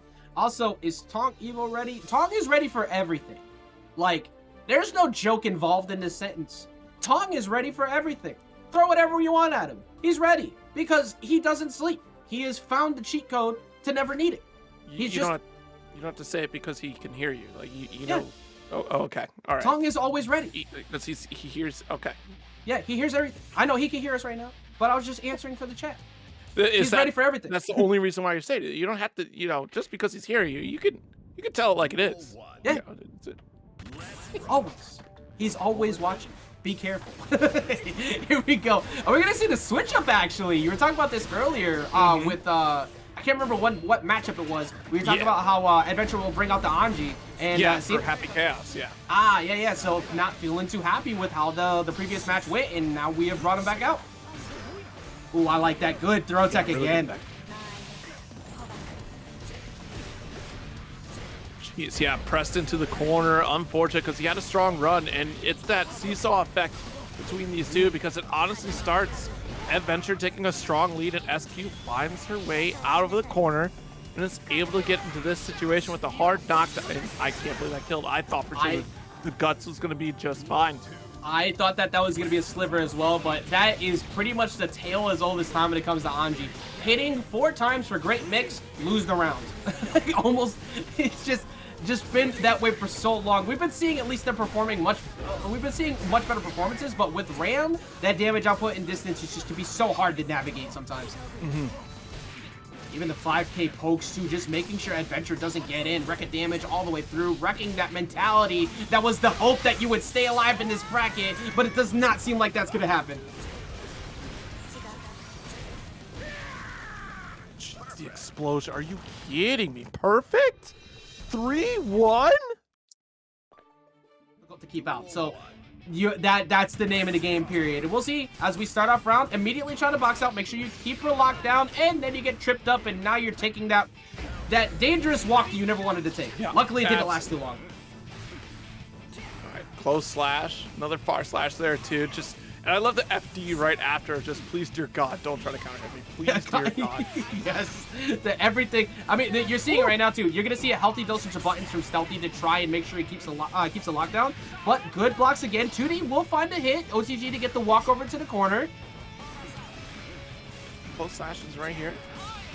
I love the jail out with the jump P like no escape, and a 5K anti-air will wrap up the round. Bro, that felt like Guile-esque, the way I just watched that walk back into that 5K. Just perfect smackdown, keep him locked down. That was so good. And that's kind of just how you have to play as Axel in a match like this. Be preemptive. Ooh, nice call out on that DP. Yeah, forcing Umisho to have to burn her burst early on, but this is where it could all come back. I agree with that heavily. Just don't let it happen. Now, YRC is your one hopeful escape option if you can ever get that chance. Yeah, ducked a little bit too early because of the jump P, and 2K into Fafnir. Bandit Bringer just says it's my turn, and you just gotta hold that. You don't really have an option. Wow, 6P round start from Umisho here. Dash up. Make sure to try to keep it a turn. There we go, jump in. Hold Fafnir, yeah, hold the plus frames. Don't try to check, don't try to challenge, just hold that. Oh no! Oh, no shot, no shot. That trade-off, this worked out so well. Nice backdash here from Stealthy though, but unfortunately able to get out is Umisho. Perfect timing too. Making sure that, and now time stop, go ahead and get that big chunk of damage in, force Umisho over to the corner. That stutter step does not work on her though. She is not about it. Yeah, not a chance. That is unfortunate because that was a strong follow-up there using the why am I brain farting on that? The DP, the Axel Bomber, to carry over with the time stop because you wanted that corner position. I thought for sure we could probably get a follow up. I think maybe like 2 or 5K might have picked up and got that shatter. But either way, I think you had a strong victory there in that corner. It's that extended shimmy that you had there that really kind of cost you. Yeah, hey man, you got to pass. It's been a long night. We've been at this since like 8-ish o'clock. It's been nothing but amazing matches back to back to back. Oh yes. And Umisho starting it off hot, but honestly, again, Stealthy has already shown, very similar to Umisho earlier, that even after a round loss, well, I mean, normally he tends to answer back. So far, he's only been getting cooked, so and finally gets a jump out. Yeah, you'll see often too that Umisho, she likes to go for light volcanic viper, and that's simply because of just the quick recovery that it has. Like, it's very difficult for a lot of characters to punish that at a particular range. And that damage from Stealthy was huge. That was exactly what you needed. That just not only evened the game, but it made it a winnable game now here. Good job, PRC, instantly to answer the MG jump, not giving an option whatsoever. I looked like Stealthy actually was trying to set up a safe burst option there, but wasn't fast enough. Doesn't matter, though. The 5P catches anyways. Yeah, I wanted a safe Burt, but instead got Ernie. Yeah, Hebert. But here we go. Ooh, just standing there, throw menacingly though. Yo, it walked up menacingly? That's crazy. Just DP'd menacingly? That's crazy. That is a dominant round there from Umisho. Yes. Perfect, no less. It's exactly what you expect. That's the difference, right? Like, Stealthy tried to get Umisho to crack by shimmying. Umisho got Stealthy to crack by standing there. That is the difference. Positional pressure is such a dangerously scary thing to think about. Right now, positioning is exactly what you needed. 2K, 2D, and push away off OTG to make sure you get that room. But here's another healthy chunk again. We talked about that damage before. Look at this again. One more interaction that should hopefully take it with the air throw. Nice. That was the meaty Fafnir just to get the frames. Nice. OTG to finish the job. Great job there from Stealthy. We talked about it earlier. Answers back right away as well, even after a round loss. So not too surprised to see some great adjustments. But Umisho, I think if I remember correctly, anytime Umisho is dropped around, it has led to a near perfect or a perfect into a near double perfect the round after from everything we've seen so far. So hopefully Stealthy could be one of the few people to change that fate. Yeah, I was just gonna say, did Stealthy seal their fate in this matchup just now? Potentially. We're gonna find out in a second. As they say, you can't escape from crossing it, so here we go. Game number 3. I think Stealthy understands the danger afoot as the the burst was used immediately. However, you now have no burst. Wild throw comes through. Umisho is wowing out indeed as we're gonna get the wall, and once again near perfect already, but it's looking like that perfect is inbound. Yep. Well, there's perfect number 1, chat. Let's see if perfect number 2 shows up. Genjin, stop believing in people. Just stop it right now. Oh no. Oh no. Oh no.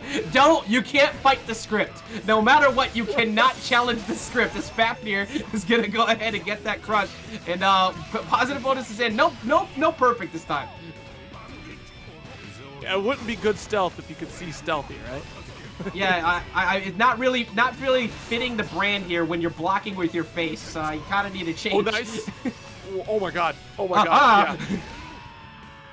So, once again, Umisho loses a round, gets a perfect, and then gets a near perfect round after.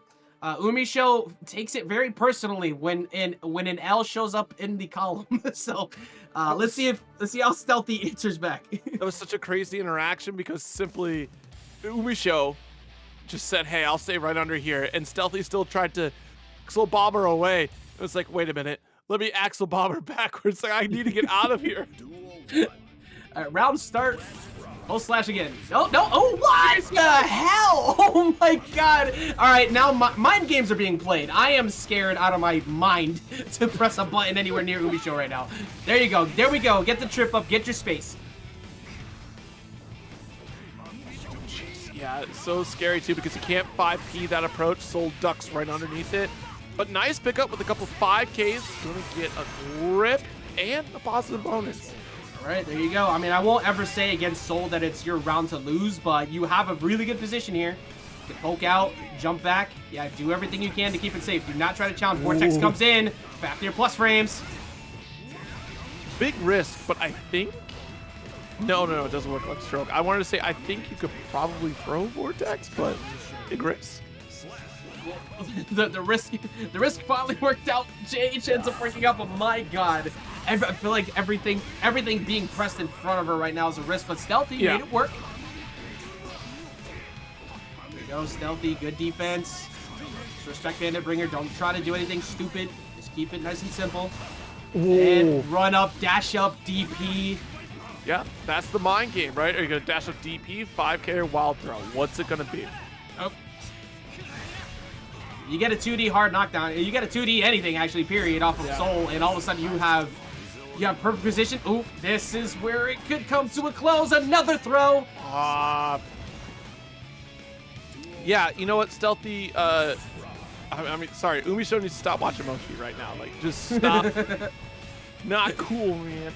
Yeah, you've been mentioning it, and it's been playing out, and she hasn't really cared. It's going to keep happening. It has not. Bar slash, not gonna get the hit that you're looking for, but doesn't matter. You got to deal with getting back in, but there it is. Gets the run down. Starts to put blockchain pressure up. Now you got to hold that. Waits it out. Smart job. Last time the jump away got the damage that he was looking for. Nice rainwater to get the wall splat at the very least. All right, both of them have super on deck. Yeah, oh, there we go. I like the movement. Good blocks, though. Whiff throw and recovers real fast that PRC because that is a death sentence there. That Just is, like the 6H. Jesus Christ. Like, they're looking for the jump and reset attempt to try and get some more damage in there, too. Stealthy has this. Super RC. Yeah, goes for that rainwater. And nice! Nice overhead.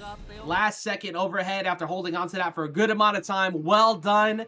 And we get that game 5. This is exactly what you want to see. It's winners finals. One of these two gets the most comfortable seat in the house that everybody always wants. They want to sit in that winner's side of grand finals bracket to have that extra cushion of a double elimination necessary at the end of the tournament. Yeah, this will be huge if Stealthy can clutch this out. I gotta say, like, because a lot of times in the growth of Stealthy has made top 8 after top 8. It has made tons of loser runs here, but like, if Stealthy puts themselves into a grand final situation, that's going to be huge for Stealthy's career. So let's see. Nice. Avoiding the Volcanic Viper. Nice block. There you go. Wait a minute. Stealthy looking confident. That's the biggest thing we're seeing here is confidence in the movement, confidence in the options. Goes for the throw. This dominant first round. No bursts on deck so you can cash out, but doesn't finish the food. Doesn't matter. No, gets the throw tech. Doesn't matter because you still get the low, and that's round 1 going to Stealthy.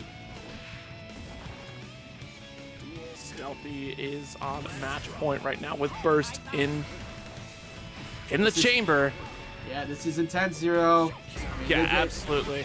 You still gotta be careful at any moment of Umisho running up, even without much resources, because of that right there. Yep. There's the bandit. Got a couple dusts for you there, and perfect timing for the burst. Not gonna allow the shatter, which is a great call because that removes the positive bonus situation for Umisho, which she might be getting it anyways here. My God. It didn't even matter. Didn't even need it. Gonna go ahead and close that out in round 2, going to Umisho. This is what we want to see. Game 5, last round. Oh no! Jumped into the jump heavy slash. There we go. Good blocks. Try to keep him out. Here we go. Ripping back in. Umisho wasting no time going in with cold slash. Bandit Bringer gonna rush him down. Stealthy's gonna have to go to the grab. Wait, this is a terrible position. Oh, no. And the cross up JK. Wait a minute. You're gonna get the side switch. That's burst. But with the second dust there, holding on to burst is Stealthy. Rainwater not falling for it, but there's the low red RC. They are fighting tooth and nail for this corner position. And now Stealthy has the advantage. Both have burst available, but you won't get a shot. The empty revolver going for the wild throw. Umisho with the 3-2 victory over Stealthy. What else is in store? Because this variety of characters, players, and stories in this bracket are huge. You're right on the money with it. We've reached the final 4. Only 4 competitors left. One person will have a shot to be able to try to go ahead and take it all home. And this could be the beginning of that story right now. SQ, hard work. Marvelo, a talented individual going up against here right now. Got the delay record there. 6P got the interrupt. There we go. We're going to go overhead soon. Really, just kind of checking it back, and great job once again. Anti are not allowing that dust. Close it out. Marvelo with the first round. I'll work a little bit towards the end, but still, made sure to not drop the food. All right, 2K interrupt, but I got a 5K to challenge you right back. Good Lord, the sweep. All right, another one, big counter hit with the red RC. Yeah. Yeah, good spacing on that too. SQ, ooh, good blocks, but yeah, you pretty much you have YRC and a hope and a dream, but instead you just get a slash your way out, actually getting way more aggressive. Oh boy. Yeah, we talk about this set happening regularly on TNS. Nice block on the YRC. The score out of 23 sets, 19-4 the last time these two fought each other was actually previous TNS. So yeah, I mean, look, it's just our weekly rerun of Friends Office, if you will. But I enjoy watching this, as you're gonna see that jump called out with some anger and good dive, but not get a trip up SQ.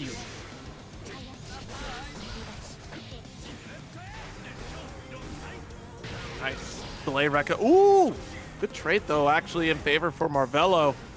Good blocks on the lows. Marvelo doing his best to try and condition an overhead pretty soon, but I don't know if you're going to be able to think that hard and have to look up, because you're going to have to look up your own loss being removed from you momentarily. Ooh, catches a low. Yeah. Well, watch out for that meter though on, okay, YRC, never mind. Ejects it just like Marvelo does. Yep, and the burst to remove that final piece from the puzzle, so it's about who gets the right call first. Couple of pokes, air to air. You can't afford to take this trade if you're Marvelo. Anyone gave the dash of 5K bravery, and that was a thrown sword attempt from SQ. You are on the money. That is a titanium set that man is holding right there to run up directly on Ram with no resources whatsoever and hope for the best to try and get that hit. Marvelo called it out though and gets the first round because of it. That's a big press. Oh man, well, honestly, again, we talked about it before. This is another set that has the if a picture is 1,000 words, then this one is telling that there is a potential game 5 inbound once again. Yeah, absolutely. Like again, like it'll be interesting to see what happens for the rest of the set here. Nice 5P, got our shatter for sure. A couple alpha blades for you. Get that meter going. Gotta be able to spend as much as possible. You want to have some safe options. There's one. PRC ourselves away. Don't try to get into that poke range game with Ram right there. The OTG. Oh, yeah. Catching him. Waking up again. Tries to go for the cross up.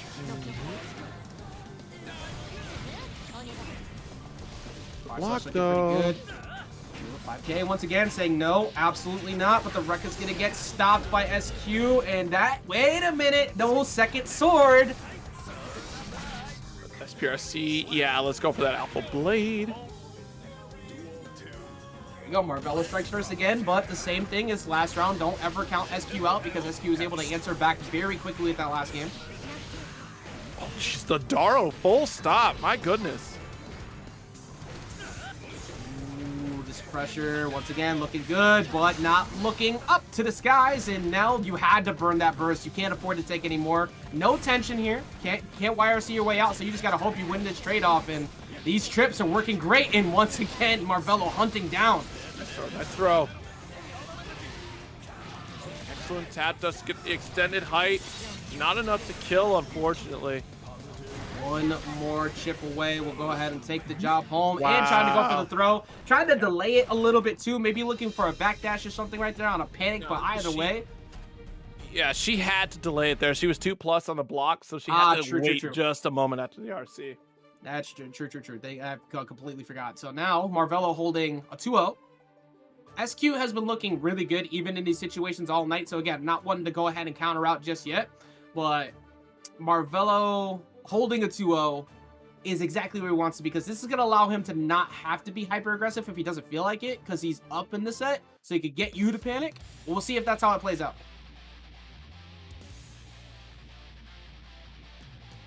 No kidding. Marvelo's spacing is absurd. 0, floor to you. Ramlethal, down 2-0, trying to shut down this extreme pressure game that Marvelo's had and these consistent anti-airs. What are you looking for? How do you find yourself back in the game? Honestly, like, you see the dance, right, that they're trying to do with this 5K interrupt as well. Like, you're trying to preemptively set up the slash or heavy slash before Chipp gets in. But a lot of Chipp players have started to master this with punish range that they kind of set at the mid-screen or full screen and use Chipp's speed to kind of close that out. And in a matchup like this, with a character that goes for big swings, just like that one there, like, you do have plenty of options to go for those whip punishes if you dance around just using that fancy footwork. But SQ locking down this corner. Yeah, and that's exactly what she needed, even after Marvelo's conditioning of the past few matches of primarily going for lows. There were a couple overheads, but this round there was 2 overheads to start. He had all the mixes and still didn't close out the round because that's just exactly how things could go sometimes. And that health is getting obliterated. Jesus. Yeah. This is a big turnaround here for SQ. And there you see it, right? Trying to go for that dash in on 5K. But, yeah, I think SQ, she found her groove because, yeah, you're looking for those 5K interrupts, setting up preemptively, those big slashes. Excellent kill from SQ for a game. At some point along the way, SQ remembered that she's the one. she is ready to go. That was ridiculous. After essentially almost being on kind of like on set point there with that with the first round, the way that was going, it kind of looked like there was no shot she was gonna win. But that's why you don't count her out. Yeah, no, not at all. Yeah, it's interesting, right? Because you're trying to combat the speed of Chipp as Ramlethal, which is much easier said than done because, you know, some of her normals being a little bit slower. So you're going to see those, a ton of the 5K interrupts that will come up. And then when you get that max range, you have that swing opportunity, but at the risk of Chipp's going to run at you. Color change as well, too, for Marvelo. Yes, and also, something we love to see, Zero, is subscriptions. Not only that, but for 3 months at that, from the Joyful Reaper, thank you so much for subbing, and we will see you at Evo as well. Thank you so much for joining the TNS family here and giving some support to the stream as we look at Marvelo trying to keep this bracket run alive and hopefully make it a little bit more comfortable as they get that practice leading up to Evo. Yes, that Uzumaki barrage will get you that hard knockdown, but that's SQ with 50% tension.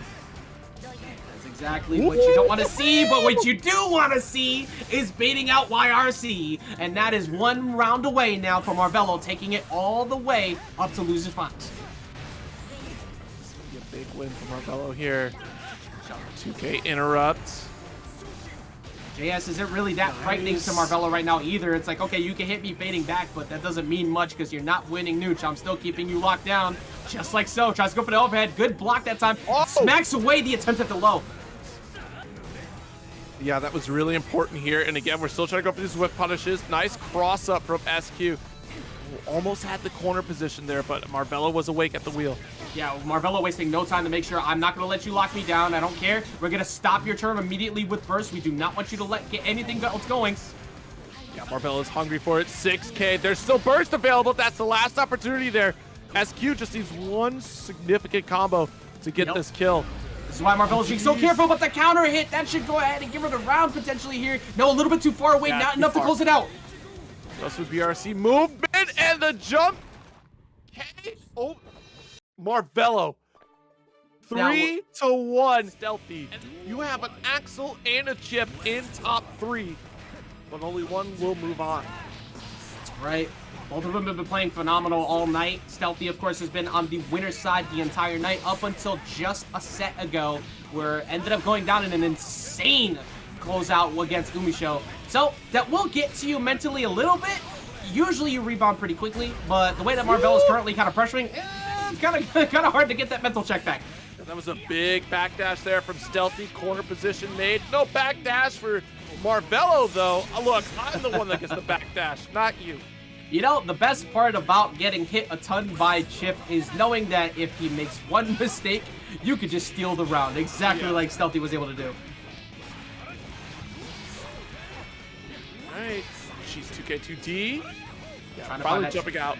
And that's very important. You're looking for a very specific animation sequence to know when you can jump out there, and Stealthy finding it. That's on that sweep there. Yeah, and anytime you can keep Axel grounded is a win. You want to trip him as much as possible, keep him locked down. But, anybody remember how that last match went? Because it's starting to look very similar. Just a little backdash. Have to be very careful because that's 100 tension there for Marvelo. Marvelo just looking for that one singular mistake from Stealthy. He's gonna pop a red RC. Does he decide to burst? No, he's just going to hold on to it. Make sure that he goes into the next round, keeping it. It's not worth it there. You don't want to get burst baited and let him get that free kill. Hold on to that. As Skwerl goes ahead and drops that raid of 89. Thank you so much. And, of course, great run to you tonight. Always lovely to see that great performance. And can't wait to see you at Evo. Yeah, great performance, SQ. Thank you so much for stopping in and joining the bracket as well. Putting on a great show. Now, very, very tense moment here. I mean, the pressure swings pretty heavily amongst who gets the first set, but it's always the most comfortable position because even though they tend to get bodied on the second round, at least you have that round to kind of rebound. And Marvelo trying to make sure he gets that first one. Big counter hit. Alpha to alpha. Yo, there is no shot. You had to eject with that PRC drift. Yeah, making sure you do not let Chipp steal the turn back. Stealthy trying to do exactly that. Sneak a win out here. Not too much. Chipping away at Chipp's health. That kick coming through. Good blocks from Stealthy. Red RC going back in. Trying to fade back. Trying to bait out the idea of having to tech a throw. Doesn't get the whip, but it doesn't matter because he gets the hit anyways. Yeah, that was a real close one, right? Could have gone either way, especially that last-ditch interaction, too, with the BRC against, from Stealthy against Marvelo's PRC. Just to get out, we put them, Marvelo put themselves in a precarious situation and was still in recovery, so that was a punish opportunity for Stealthy there. And, yeah, unfortunately had to spend resources to get out. But Stealthy coming out on top, still maintaining that control in what was almost a runaway success for Marvelo. Yeah, I think if I'm gonna give a compliment to anything for Stealthy tonight, it's composure. The way that Stealthy's been able to kind of mentally rebound out of weird spots because you still have health, you still have a shot, and that's exactly how Stealthy's been playing the entire night. Yeah, composure and quick decision making, that does pay off there. All right, yeah, that was the time that Marvelo wanted to run in. Said, I'll take this opportunity. Yeah, take this every single time you could get. You get that throw one more time. Nice fade back, yeah, good job. Not making sure, again, you do not want to give a free opportunity for Stealthy to try and DP his way out or try and find an escape option. This time keeping it airtight. Every other time, it was like 3 to 4 mix-ups, and then Stealthy snuck out. That time, Marvelo was finally able to shut it down. Yeah, especially, too, it was off of delayed Rekkas, too. That's, you know, Marvelo paying attention to the routes here. Nice just block, though. Especially overhead to keep this going. No reason to go ahead and spend meter early on, but one more will do it. The burst is coming back, yeah, so you got to be a little more careful. BRC, making sure you keep yourself safe. 2D. Push him back. Get your separation. A little bit of anxiety to make him try to go back in, but not gonna happen with that first burst. But Marvelo sneaks his way back in once again. Yo. That hit. That 100% hit. Yeah, I saw Chipp's back to us. Yeah, that's definitely hitting. Scary spot, but nice whip punish. That was such a good timing to catch that, because if he messed that up, Stealthy steals that round. Yeah, absolutely. Just chasing after the recovery of the 2H, and the rest is history there, Marvelo. And again, like I said earlier, like it is definitely, you know, a turn of the tide for Chipp players, and Marvelo is usually known for that corner mix, right? Like it definitely made that very patented. It is very difficult to deal with in a corner. Also has been able to kind of calm things down. Like, look, I can let you put out a button and I will chase it down. I have the speed. Adding that to Marvelo's arsenal has been absolutely huge. Yeah, also kudos to all the players tonight, by the way, because it just occurred to me that a good majority of our matches we've seen on stream have almost always gone 1-1. So everybody's been playing on fire and making sure that they adapt after first round loss. So applause out to all of you tonight, and applause to Stealthy, who is absolutely cooking this first round here. Good stuff. Got a couple jumps there for you. Jump H is nothing doing. Yo, that's so cheeky. A quick overhead because he got caught ducking. He might steal the round potentially here as long as he doesn't get chipped out, but well, this is exactly what you want. Counter hit. Yeah, you have to, like, if you want to just make sure you keep this round unlocked, that burst is completely worth it. Nice low this time. It might not be worth it, Zero. He's making it work. We'll see. BRC to get down on the ground. That's not what we were looking for there. Finally makes a mistake because Stealthy decides, okay, I'm not going to stay in the corner this time when I go for it. I'm going to move up to go for the 2K. Right.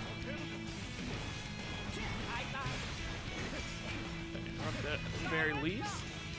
I know we talk about this type of reference all the time. It's extremely cliche, but this is as cat and mouse as you could possibly get right now.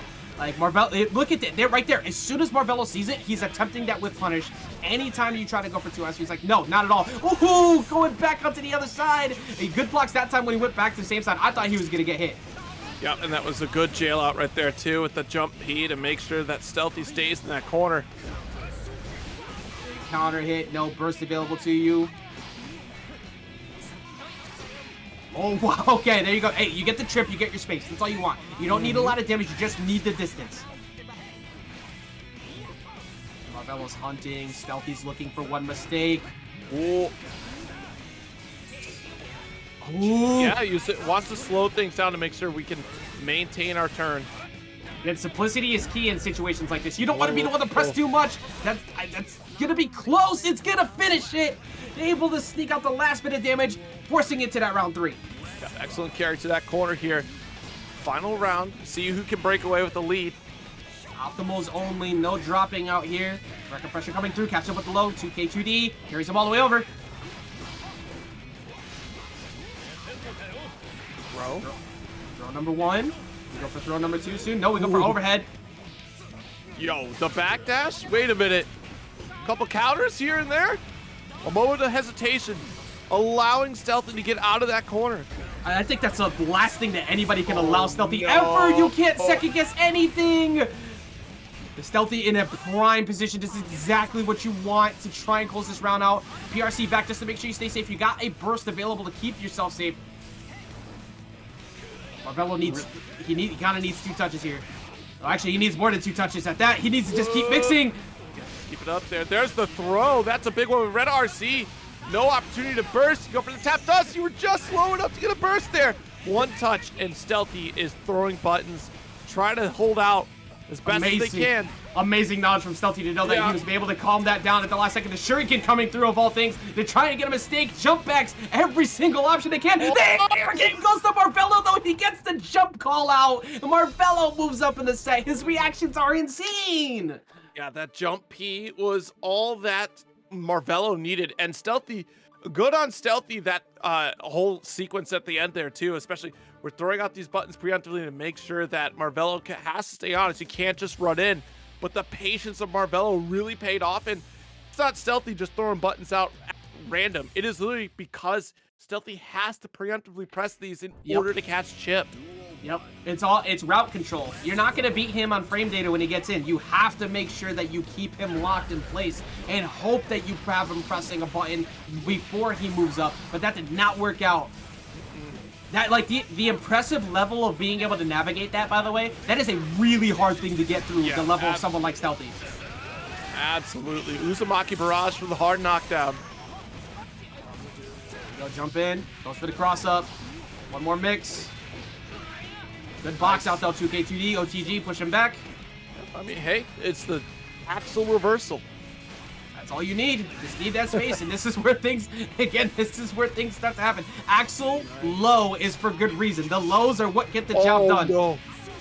Fortunate enough for Stealthy was able to cover, but at what cost? You're pressed into the corner. Marvelo, the danger is still there. He knows full well that all he needs is 1 hit, but if he made a mistake, that could potentially cost him the round, and now he has 1 round away from finding himself in Grand Finals. Nice, got the close slash. Big grip of damage here from Stealthy. Ooh, back dash to the 2K. Oh, Stealthy is attacking with that personal behavior, running straight up. That is a dominant, that near perfect. If that wasn't for that 1 box out with 2P, and still keeping this bracket run alive, moving that to the game 3. Oh god, Zero. Stealthy looks pissed. Like, I know all the way to put it. The way he's playing, that is some anger behind that pressure. Off the wall, there's the mix. I mean, even though defensive options are there, it's still so scary watching. And look at how Marvelo's keeping it simple. He's going for a bunch of small hits to make sure that that burst gets dropped early, but you're still sneaking your damage in. Yeah. One more mistake. That's all it takes. 1 mistake. 1 whip punish. Marvelo takes it. Well, one mistake on Marvelo as well pushes us to game 5. No! Needed the jump heavy to hit the mark. We're going to be really close here. It does kill. Goodness. 3-1 Marvelo. Finals of TNS Guilty Gear. I believe number 83. Yes, 83 have been going on here. And it is on Umisho, who is on the winner side of the bracket, to try and take it all home. Marvelo's got 2 sets to have to win. Yes. Knock at the door here. And look, it's going to be a really dangerous situation. Look how much damage that 2K did. Like, come on. Oh, no. That's a rare drop from Marvelo right there. Yeah, that's very rare. I mean, after all the sets that Marvelo's had to play, you could start getting gassed in the tank. Like, it's been a lot in a row, and Umisho's going to go ahead and take full advantage of that. Cashing out. Oh, no, 5K doesn't hit. Doesn't matter. No, 2P finishes it. Just keep pressing the button until I get my revolver.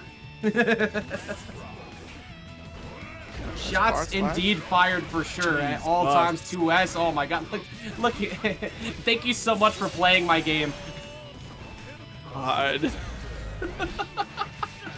Soul's so cool. He really is. Marvelo's so cool, but he's just exploding. That is a lot of resources. Ooh, okay. DP punish, but the resources are through the roof for Umisho right now, so you have a couple YRCs. It doesn't need it. Keep it safe. Oh. It's so... It feels so impossible once you're there. It's like, all right, well, does she jump? Cool. But does she keep it entirely burst safe and just wait for you to press the button anyways? Yeah. Well, round one going to Umisho in again, another dominant fashion, but also just because one good combo took about 70%, and that's just the name of the game in this matchup. That is, honestly, it's a, you know, Chipp players are used to it at this point. It's just, hey, you know what? If it happens, it happens. I got to move on and play into that next round. What is it? Chipp not squishy enough, to be honest. Needs more squish. Need more squish. You must die in one combo. God. Nice DP from Marvelo.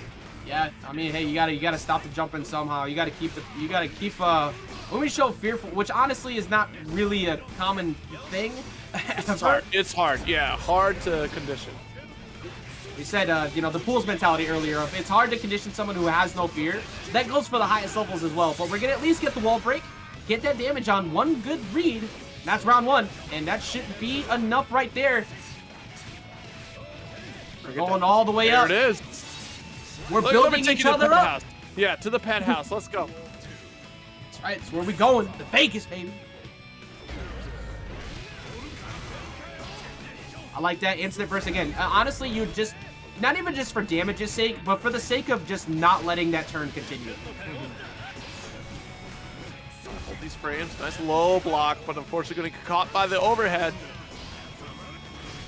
For carry, but instead, ooh, wake up throw to get Marvelo out of the corner. Actually, that's the best thing you could ask for. The Volcanic Viper at least getting Umisho up for a moment, but Marvelo just refuses to take the foot off the gas, and that's exactly what you needed as you even up that set count 1-1 here in the pre-reset. Yeah, very good job there on that. That was good. That was good. Well done. But now you have a lot. You have 5 more games to go. Yeah, absolutely. 5 more wins. You know what, just make sure you check out that match arena as well, too. You know, we got all those codes used up. But definitely use up those free sponsor quests on the side, too, for free money into that.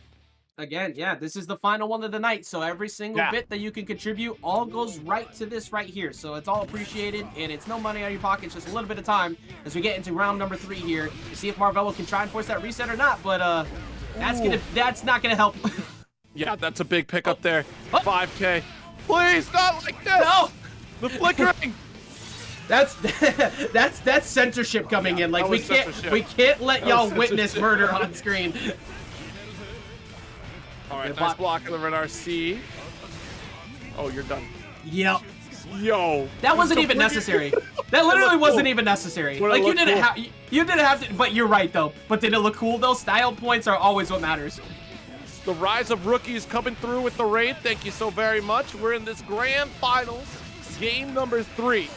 Extra 55 of you, thank you so much for coming through here. Remember, you can go ahead, !Matcherino to get a little bit extra in here, but also enjoy this grand final set, because this has been fire so far. Marvelo's been on a tear through losers.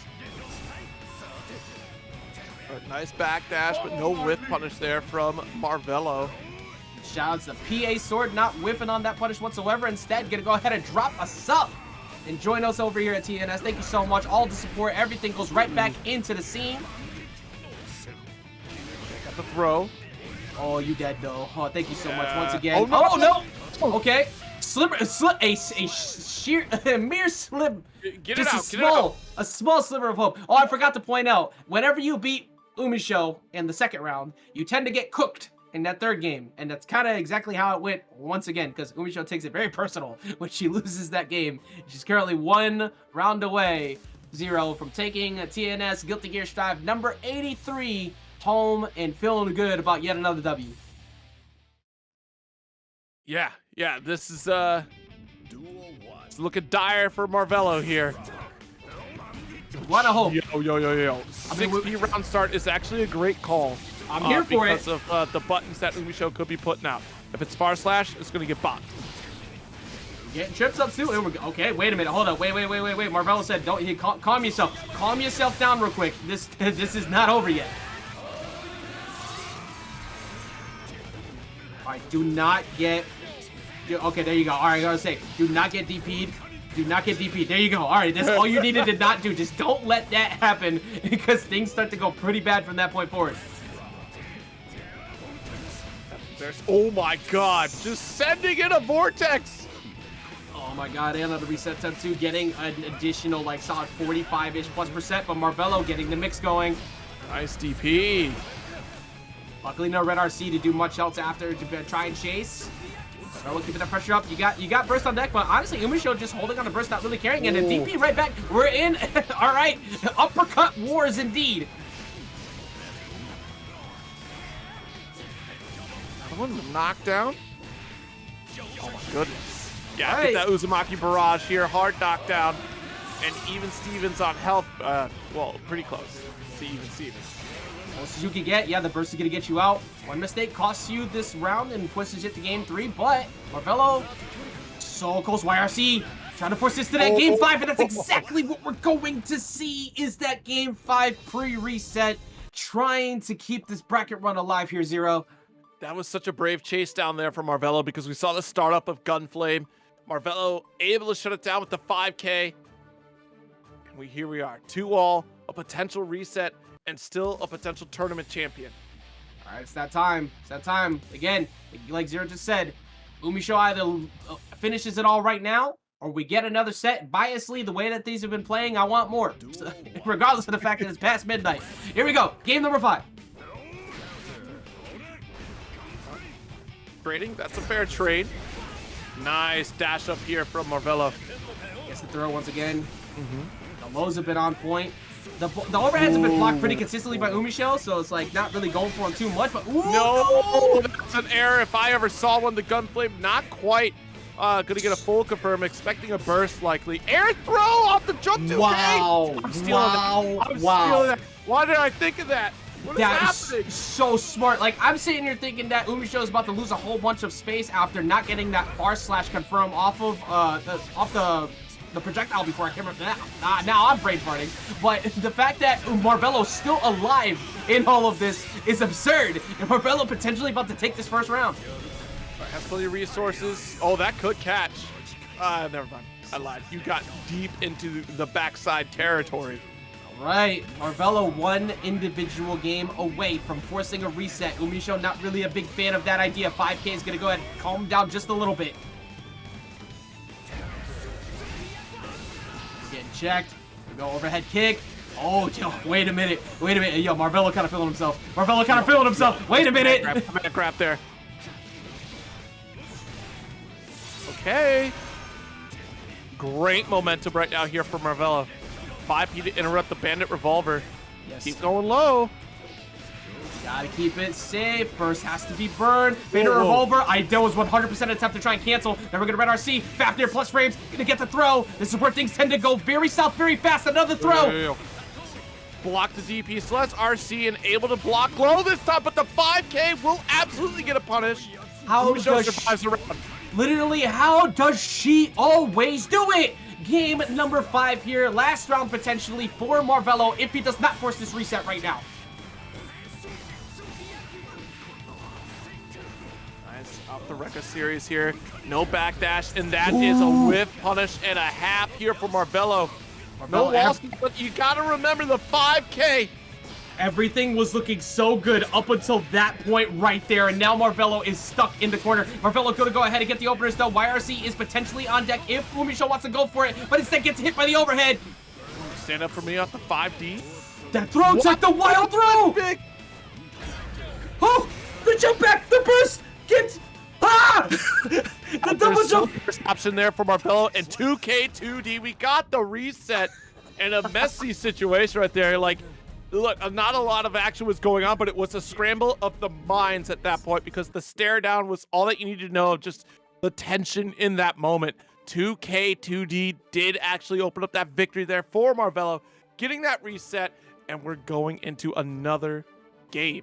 Bro, the tension on the bars, the tension in the air, the tension in the match, and the tension of trying to keep yourself calm in that last hit situation. And it ends up being Marvelo who was able to get the job done. Yeah, you take a pause, you take a breather here before you hop back into that next match. What? Wow. Wow. Okay. All right. Going back into it, it's another first to 3, and this is it. All the marbles, if you will. Last one. Last shot. Nobody gets any more chances after this. First one to get 3 wins takes it all home here. And honestly, I biasly want another game 5. These have just been non-stop fire sets back to back. Yeah, absolutely. Nice 5P anti-air. Yo, Marvelo just sat and waited. Like, just knew you got to come down eventually. Oof, and the BRC pressure to walk back up again and getting the throw. Marvelo has 0 chill. There is no chill to be found whatsoever currently in Marvelo. Those plus frames, a little bit of a step back here. There's the DP from Umisho, though. The DP meant nothing at all because he just went right back in with the BRC, closes out the overhead. Won't be enough to get the round yet, but Marvelo hasn't really been hit yet. Checks the run-up. Into the low 0. My God, I don't know what's going on in Marvelo's head right now, but everything is working exactly how he needs it to. Yeah, absolutely. 5K right after a Bandit Revolver. Or a DP right back. Caught overextending, and that does give Marvelo an opportunity to get a burst. Ooh, but the counter hit trade-off there, that's exactly what you did not want. Oh, that's just a backdash instead. Wait a minute, so this is a good opportunity. Gets the cross-up. Stay same side. Oh! What? Did not stay same side. Wasn't ready for it, and maybe wanted to prevent like a 5K opportunity there, but DP came out instead from Umisho. So that was just unfortunate timing. Yeah, and if that did work out and Umisho actually swung and gave a good whiff, that actually would have been an easy punish too. Yeah, it's so unfortunate because that BRC slows things down. So that next hit, you're still in the slowdown effect off of that BRC. So unfortunately, it messes with the trajectory of Umisho. Yeah, luckily here for Marvelo, still another shot to try and take yet another round. Most of the game has been spent in the left side, but Umisho walking her way out. And a whole... Bro, we are seeing so many DPs now. Yeah. Off the wall, 5K, 6S. Let's go for the bringer. Make sure to keep him stuck right there. First on the way out. Do not try to throw this round. Yeah, it's a lot of work for Chipp here, and honestly, that's it right there. Banner Revolver should go right back in, getting that throw once again. You had to respect Far Slash there no matter what, as you saw he was blocking and waiting for the idea it might come again. And Umisho just snuck in, like, okay, I already put you in a block. Makes you feel like I might go for another one. Maybe try to go for a jump in. I'm gonna sneak this grab. It's actually insane how often Umisho has been able to find that final second grab situation, whether it be wild throw or normal throw. It doesn't really matter. It's just how confident she is in getting in there and making sure that it lands. And it's that mental stack when you get to that point, because you're thinking of every other situation except for the one thing that's going to open you up the most, and you're not ready for it. You're worried about, like, all right, well, it's going to be a slash, it's going to be a low. I have to just watch out for the cross up. But, yeah, throw. Last thing on your mind, and Umisho definitely takes advantage of it. And it's time now. Umisho reaching her final form. Umisol, you are very correct on that. Well, I mean, she started with Soul before Happy Chaos. That's who she played. So it's great to see her back on it, because this is exactly where we needed her to be. It's been phenomenal. Marvelo has also been phenomenal so far. I mean, okay, there you go. All right, caught her slipping. Because again, one walkout could smell, oh my God, smell the victory. You can smell the victory on the way. You know the smell of the game, yeah. I am tired. Good anti-air again, though. This anti-air's been on point. No free jump outs. Able to get an excellent pickup off 2K, but DP again, Umisho finding every gap in this pressure. Oh, nice block. Right, there we go. Outside of stringing this up, it's pretty much Marvelo's round to keep. BRC to keep that aggressive. Ooh. And good check. Yeah, actually very good check from Marvelo right there. I feel like that was either wild throw territory or we were taking another step to go for a close slash for counter hit. Yeah. I think a throw. I think throws are like definitely on the table. Start getting the throws in, start getting you scared, walk you down. All right, 1-1 in the reset. Yeah, and here's where the story it's been a perfect story. Yeah, it's not even like we're making this up at this point. Every single time Umisho has lost the second round, there has been a perfect to a near perfect or 2 complete body bags in a row of a match. Will Marvelo finally be the first person to stop that from happening here in round 3? Right. So far looking better than everyone else, at least prior to that moment, but the burst is already gone. Nice 5K interrupt, got that corner presence, and still chasing that backdash down with the 5K. There's no escape from Chipp. Not at all, and it's looking like Marvelo's actually having a bit of it's not only just some good pressure, but I was going to say making Umisho look a little gassed, and then, oops. YRC in a dream. One can still hope you still take this round. It could happen. Nice. The sweep after the delay. The confidence right now to still make this work. You tried to throw. You're insane. You're insane, Marvelo. Backdashes the DP. It is in just the perfect range to get the punish. The first person to stop Umisho from completely dominating in round 3. Marvelo is on point. Round start throw, though, that's going to look really good. No burst to try and get you out of this. You got to hold all that.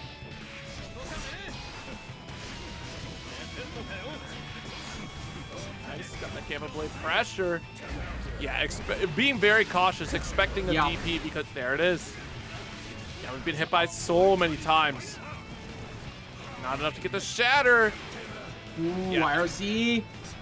Pretty much anything on block is a burst on instinct, but yeah, BRC back. There it is.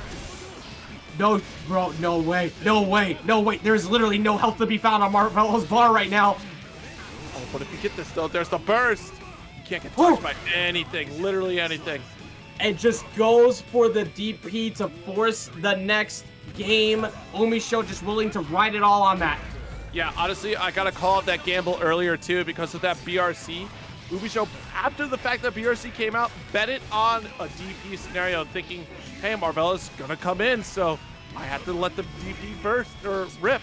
Yeah, you've been on the money with that all night, pointing out Umisho's hyper aggressiveness to be perfectly fine with running up with Volcanic Viper and just knowing that it's gonna work. All right, BRC. Delay into far slash, nice, and now you're getting gutted. Umisho still managing to take that third round. Had to work a lot harder for that. Marvelo kept it close the whole time. But now, once again, Marvelo facing elimination. Was able to force that game 5 last time. But it's still stressful to have to be put in this spot. Yeah, the momentum is strong in the favor of Umisho. I think Marvelo just changed character color again. So, let's see if we got a little freshen up duds. And the new drip for the new dub, that's all you need. Nope, oh, actually, nope, same drip. Same drip. Well, I mean, it's been working. Oh, yeah, you love that. You love seeing that. You're forcing the early burst, but being able to kind of get one of those and force it. Oh, actually, never mind. Yeah, no, that was a really good pickup off of just the counter hit gunflame. Oh, no. Ooh, the chase down. Nice throws. Yeah, I wouldn't be surprised to see a double up. Oh, tried to go for tap dust for the first time, like, at all. Yeah. Nice. Cross under. Oh. Good delay. Finally getting around what has been near perfect situations. Actually, no, just been perfect at catching everyone on burst baits there. Pick up. Good blocks from Umisho. Not gonna block that one, though. One more time. Really tough. And same side. Nice just block on the cross up. My God, that pressure from Marvelo, never relinquishing his turn in that situation, trying to force this game 5. Go cross lap. Oh! Yeah, early burst. Make sure it doesn't happen. 6S is not going to find a hit, but still 2S does find the hit. Push back there with the FD. Ooh, the patience, the call out, the jump out that time 0. Bandit Revolver gonna go ahead and get that wall splat. Round. Jeez Louise. Set point here. Elimination point. That's the thing. There is no escape. Like, immediately after Marvelo goes for the IED out of the corner, Umisho goes for Bandit. Not the full follow-up, just the one hit just to get the float closer and still keep that pressure. She don't understand. She knows the space. She knows where to keep you in lock. Right now, currently, the only one locked down is Umisho. Gonna get caught with the overhead. Right. Oh, solid nice. mix. Yeah, good 6P there. Got the sweep. Still big opportunity for Umisho, right? We're pressing forward and forward into the corner. Ooh, oh no. Oh no. This is pretty much it. Burst coming through. This burst had to. One more mistake, and that's the end of the tournament. And that's almost it. YRC is going to keep him alive for a moment. Too far for the heavy slash to get the confirm off the wall. Burst is on deck now for Umisho. No. All right. One touch. Final touch. Final mistake. And it brings it all to a close. Yeah, keep drawing the left with the 2S because you're going to stop the dash up, get a counter hit, and then will do it. Marvelo is taking it 2-all right now in the set. We've gone the full distance. You got your wish, Ajax. Exact. The wish of so many players, I'm sure, because this set is running. Exactly how the last one went too, in that extremely tense, ridiculous set leading up to the reset. They go back to back on it, forcing that game number 5. These are 2 champions for a reason, and that's exactly what we get to see played out here. I hope everybody's been having a great time tonight, or everybody's having a blast, but the final bit of this show, this edition tonight, comes to a close with this last match, as me and Zero are going to bring it to you right now. Game number 5, Grand Finals reset, Umisho versus Marvelo. Who takes it all tonight? We don't know. Nearly 180 players tonight. It comes down to these 2 who have fought tooth and nail each and every set. Nice DP. I like it. And DP is always the answer. It's bringing it right back. Here goes the throw. Jump over. Oh, that's a huge punish on that DP. My God. That's a big call because you got the invulnerability on the wake up, and that sends a message. That's essentially the better version of DPing the DP. Yep, cut that out. It's entirely what just happened. But here goes Marvelo once again. Has to force the burst so early. Now you have to keep it your turn. You need to spend as much time as possible to build your meter back up and not let Umisho get a shot to try and get huge damage, because you're essentially in kill range right now. All right, see, there it is. The challenge after the locked Bandit Revolver. It's perfect position. Perfect position. Exactly where you want her. Exactly where you want her right now. Try to catch her. Oh, instant cancel. One good call. YRC has to get spent. You have to make sure you're not taking block string pressure. Nice just block to stay right in Chipp's face there.